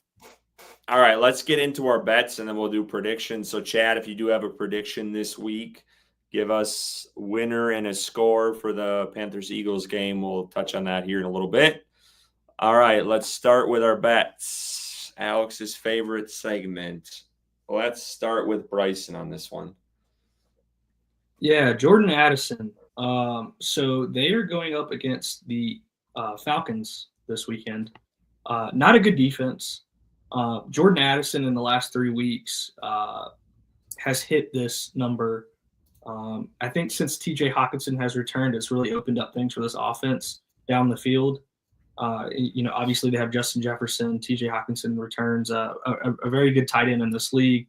And I think over the last 3 weeks, he's had like 33 targets. So I believe they are honing in on getting Jordan Addison more involved in this offense. I think this is similar to my Xavier Worthy bet a couple weeks ago. this 48.5 could be one catch for Jordan Addison because he's a deep threat. And like I mentioned, the Falcons defense is struggling in all areas the whole team is struggling. And I'm not sad about that at all. But I think Jordan Addison over 48.5 yards, pretty safe bet when you look at the past 3 weeks and this defense that they're playing this week. Yeah, I like it. I got Christian Watson over 48.5 receiving yards. I feel pretty good about this one. Romeo Doubs was deemed out today, I believe. So they will be without Romeo Doubs going up against the Lions on Thursday night in a really big divisional game. The Lions offense should be able to move the ball against the Packers defense. I think that the Lions defense is very strong against the run. I believe they're second best in the league. So I think that Josh Jacobs, while I do believe that he'll get a good amount of carries, I don't think that he'll be overly effective. But the real reason why I love this so much, the Lions operate out of man coverage on 45% of snaps. That's the highest clip in the entire NFL. Detroit also leads the league playing cover 1 39% of the time. Against man coverage, Christian Watson has a 22% target share. Against cover 1, 41% target share. Like those are ridiculous numbers. And for a guy who can get 49 yards, you talk about Jordan Addison, Christian Watson is the definition of boom or bust when it comes to his receptions, right? Like he may occasionally drop the ball, right? He may occasionally drop an easy one. He's also made ridiculous highlight plays. And there have been articles coming out recently about how he is this heart and soul of the team too. Like they really love this guy, and they're hoping that LaFleur can kind of close down that wide receiver rotation a little bit. Dontavian Wicks has struggled. He hasn't been as good. Jaden Reed and Christian Watson could be the focal points of this offense, along with tight end Tucker Kraft. I think that Jordan Love is going to have to work some play action in, and one-on-one opportunities. He obviously feels good about Christian Watson winning that ball. So I absolutely love the opportunity for this. And I also liked his receptions. I believe his receptions was over 3.5. I like that too, man. So Christian Watson is a smash position for me this week. Yeah, I took Ricky's. I think Ricky was rolling with Jahmyr Gibbs the past couple weeks. I'm going to take him this week. We're both going with the Green Bay Detroit matchup tomorrow night on Thursday Night Football. Jahmyr Gibbs has hit 60+ rushing yards in 11 of the last 11 games. He played Green Bay earlier in November. He had 65 on that one in Green Bay. I think that's just a harder environment to play in. They're playing at home, hosting. I just like the odds. I mean, you cannot complain about hitting the last 11. Green Bay's given up, I think, 110 rushing yards per game to running backs right now. So I do think there's a chance for him to get this, a very good one. And yeah, I'm hitting this every day of the week. I think Gibbs is playing really well right now for the Lions, and they're giving him a lot of attempts. The last couple of weeks, he's averaging double digits for the most part. As far as touches are concerned. I wonder if that line is as low as it is because people anticipate him being in the doghouse with Dan after the whole TikTok thing with the plays on the board and the verbiage on the board. Yeah. And he had the fumble on Thanksgiving, and then he had I believe, because you're right, I played this last week, and I think in 6 carries he hit the over, right? Yep. And then he ended up with, I believe, only 9. But that could actually be beneficial for your bet, Curtis, because that probably lowered that number. And if Jahmyr Gibbs is out to prove himself and be like, hey, my bad for, kind of being a dumbass, but I'm also a terrific player. So that could be a really great spot, man. I love that bet. And I'm glad that somebody kept the Jahmyr Gibbs train rolling, because I really did say I was going to keep doing that. And then I pivoted. Well, we just want to throw this out there too. If you guys are looking to bet, if you have not joined a sports book yet, there's a ton of them out there, especially in North Carolina with them passing or approving sports betting in the state in March. There are a ton. I think there's double-digit sports books out there. So if you're not a part of one, please join it through our specified link. It's signupexpert.com/. It'll show you. It has all the sports books in one link. You don't have to go and download an app and download all these different apps. You can go to this one designated spot. You click on our link, click on that sports book, sign up through that, and you can start betting from there. And there are a ton of deals out there right now. They're doing them on a weekly basis. I know Bet365, the most recent one was when you first join, if you bet 5, you get 150 in bonus bets. So take advantage of it. We would appreciate it greatly. It's signupexpert.com/Panthers. This is the parlay this week. We're hoping to hit on all 3 of these. Bryson, is that when do the Vikings play? Is that a Sunday 1:00 game? I'd have to look. I'm not 100% sure. I think it is. But yeah, we love our Thursday games. I feel like one of us every week has at least a Thursday matchup. Well, man, I think I text you guys after that Eagles or after the damn Buccaneers game, and I was like, whatever Saquon Barkley's over is, lock it in now. That's my bet for the week. Like, just give it to me. And then I saw it was 113, and I was like, well, pump the fucking brakes, man. Like, I still think that he's likely to hit it, but that made me nervous, man. Like, that's one of those weird numbers that, like, if something crazy happens with this game and they're up 30-0 in the second quarter, I'm not sure they play their MVP running back for the entire second half, So I don't know. There was just enough there that made me nervous. But yeah, it is a Thursday night fiasco, isn't it, with us? All right, let's get to the game. Come on, Chad. No one wants a prediction this week of the Panthers and Eagles. Yikes. All right. I mean, I don't blame you. I really don't. Yeah. Would you really want to like anchor your ship to this one, man? Like, you're going to have your name on this, and we're on the internet. People are going to throw this up everywhere they can. All right, Bryson, what do you got? Give me a score prediction. Damn, you're going to make me go first? Okay. Sacrificial lamb, dude. So, yeah. After all the work. I think my prediction is based off of being a Carolina Panthers fan. And the upwards trajectory of the Carolina Panthers to this point in the season over the past couple of weeks. I think this is a classic look-ahead game for the Philadelphia Eagles. I'm not sure if they're taking it as seriously as they should with a team in the Carolina Panthers that has played well over the past couple of weeks. The Eagles play the Steelers the following weekend. That's a big game. 2 playoff teams that are going to battle it out. And, I think it's a very strong likelihood that the Eagles win this game, but I'm not going to predict that because I'm a Panthers fan and I want the Panthers to win. So I am going to take the Panthers winning in a shocker, an upset. Panthers 21, Eagles 19. Eagles overlook the Panthers and they shock the world. Wow. Man. Panthers get a top 10 defense. All right. I watched this movie today. Again, Christmas freak, so I do stupid things. In the middle of working, I work from home. I turn on this movie, and it's called Dear Santa with Jack Black on Peacock, where a little boy writes a letter. He thought he was writing it to Santa, right? And it turns out he actually misspelled, and he wrote it to Satan. And Jack Black is Satan. And Satan comes up and is like, hey, man, I heard you want some wishes and all this kind of stuff. He's trying to get him to sell his soul. Jesus. Yeah, no. Do not ruin that movie for me. I want to see it's that. Terrific. Yeah, please watch it. If you like slapstick comedy and Jack Black, it's worth a watch. But what I was going to say is there's this sentiment to it, right? That's always ends with sweet and happy. This is what I love so much about Bryson. Bryson is that young boy that wrote to Satan and wanted Satan to fulfill his dreams. Please, and Satan. Bryson, yeah, please, Satan, help my friend out. What I will say to you, Bryson, is Godspeed, my friend. Like, I hope so badly that you are right, because that is a limb that will not support my big ass. I am going to stay over on the other side, and I'm going to say that the Philadelphia Eagles do, in fact, win this game.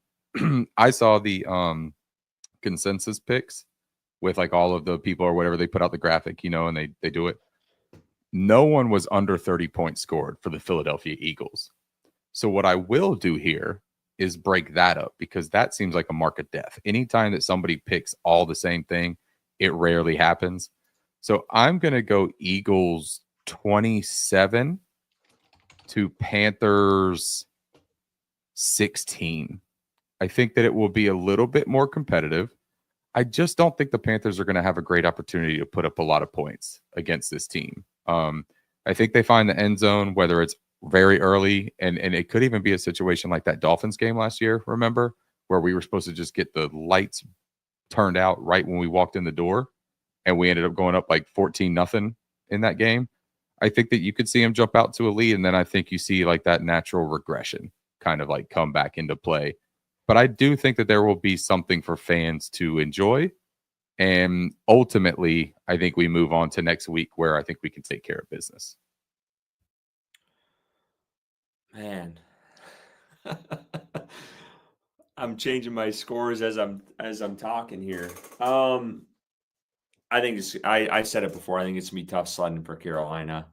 I think just Eagles are on another dimension as a football team compared to where the Panthers are right now, even with Bryce Young playing well. I'll go Eagles win this one 34-27. I do think Carolina can put up some points. I just think this defense is.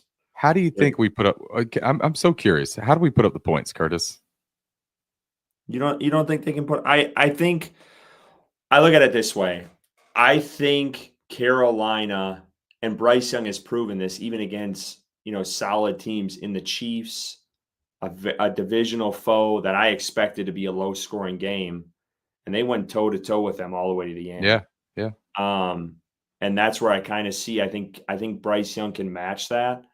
I think Coker's going to help come back. I think JT Sanders, if they're both healthy, I think that's going to help them a little bit. Adding in the Thielen dimension. We haven't seen Thielen with Coker and Leggett on the field at the same time yet. Yeah.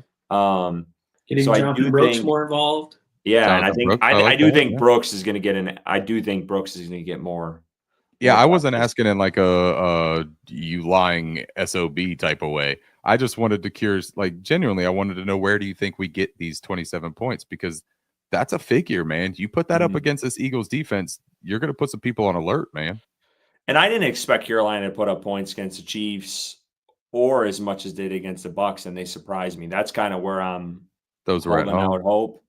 But it's going to be a tough environment, like you said. I mean, it's on the road, Philly. It's probably going to be cold, and a hostile environment going against like a top 5 team in the NFL. So yeah, I mean, it's going to be tough sledding, but I do think there's an opportunity there. With the pieces they're getting back, the way Bryce Young has played these past couple weeks where they have an opportunity. And I do think there's some benefit to not facing such an exotic defense like you've explained with Fangio, where it's kind of clear cut, what you're going to get. I think there's a benefit to that for Canales and Bryce Young. Well, you know what you're going to get, but there is, but they're going to change post snap. Yes, and there is my concern too. And you brought up a good point with the Atlanta. Them playing downhill. Can Bryce Young? You got to make quick decisions. Most definitely this week. Like I know Canales is talking about Bryce has been more decisive and making quick decisions in that 2.7 seconds we've all heard them talk about. But that's going to be pivotal, I think, versus a very experienced play caller on the defensive side of the ball for the Eagles. So, yeah, that's what I got. There's my reasoning. I like it. So we appreciate everyone for tuning in tonight. We thank everyone, not only in the chat, the super chats as well. You guys are gracious. Every week, you guys literally amaze us on what you guys have both given us and provided us both. Curtis is a copycat. Oh, Alex, I ain't even diving into that. You have fun with that one. But no, we do appreciate you guys. I know we did talk about maybe doing a live episode this weekend. If you listen a couple of weeks back, we've changed some plans. We'll do that, I think, at the start of next year. We'll be going, I can't even remember what the game is. It's in January. Last game of the year. Yeah, last game of the year. Bucs? Isn't it the Falcons or is it Bucs the Falcons? Again? Falcons, yep. Falcons, yeah. So January 5th, I believe, is the date tentatively. So we will try to be live. I know everyone has been harping on us to do more lives. We'll try to do a second live that week leading into that game. and maybe break some things up a little bit. We'll talk about it. But yeah, we'll look forward to that. And, hopefully Panthers continue their progression this weekend and actually, play well against a very good football team. So we will see you guys next week, and keep pounding until then.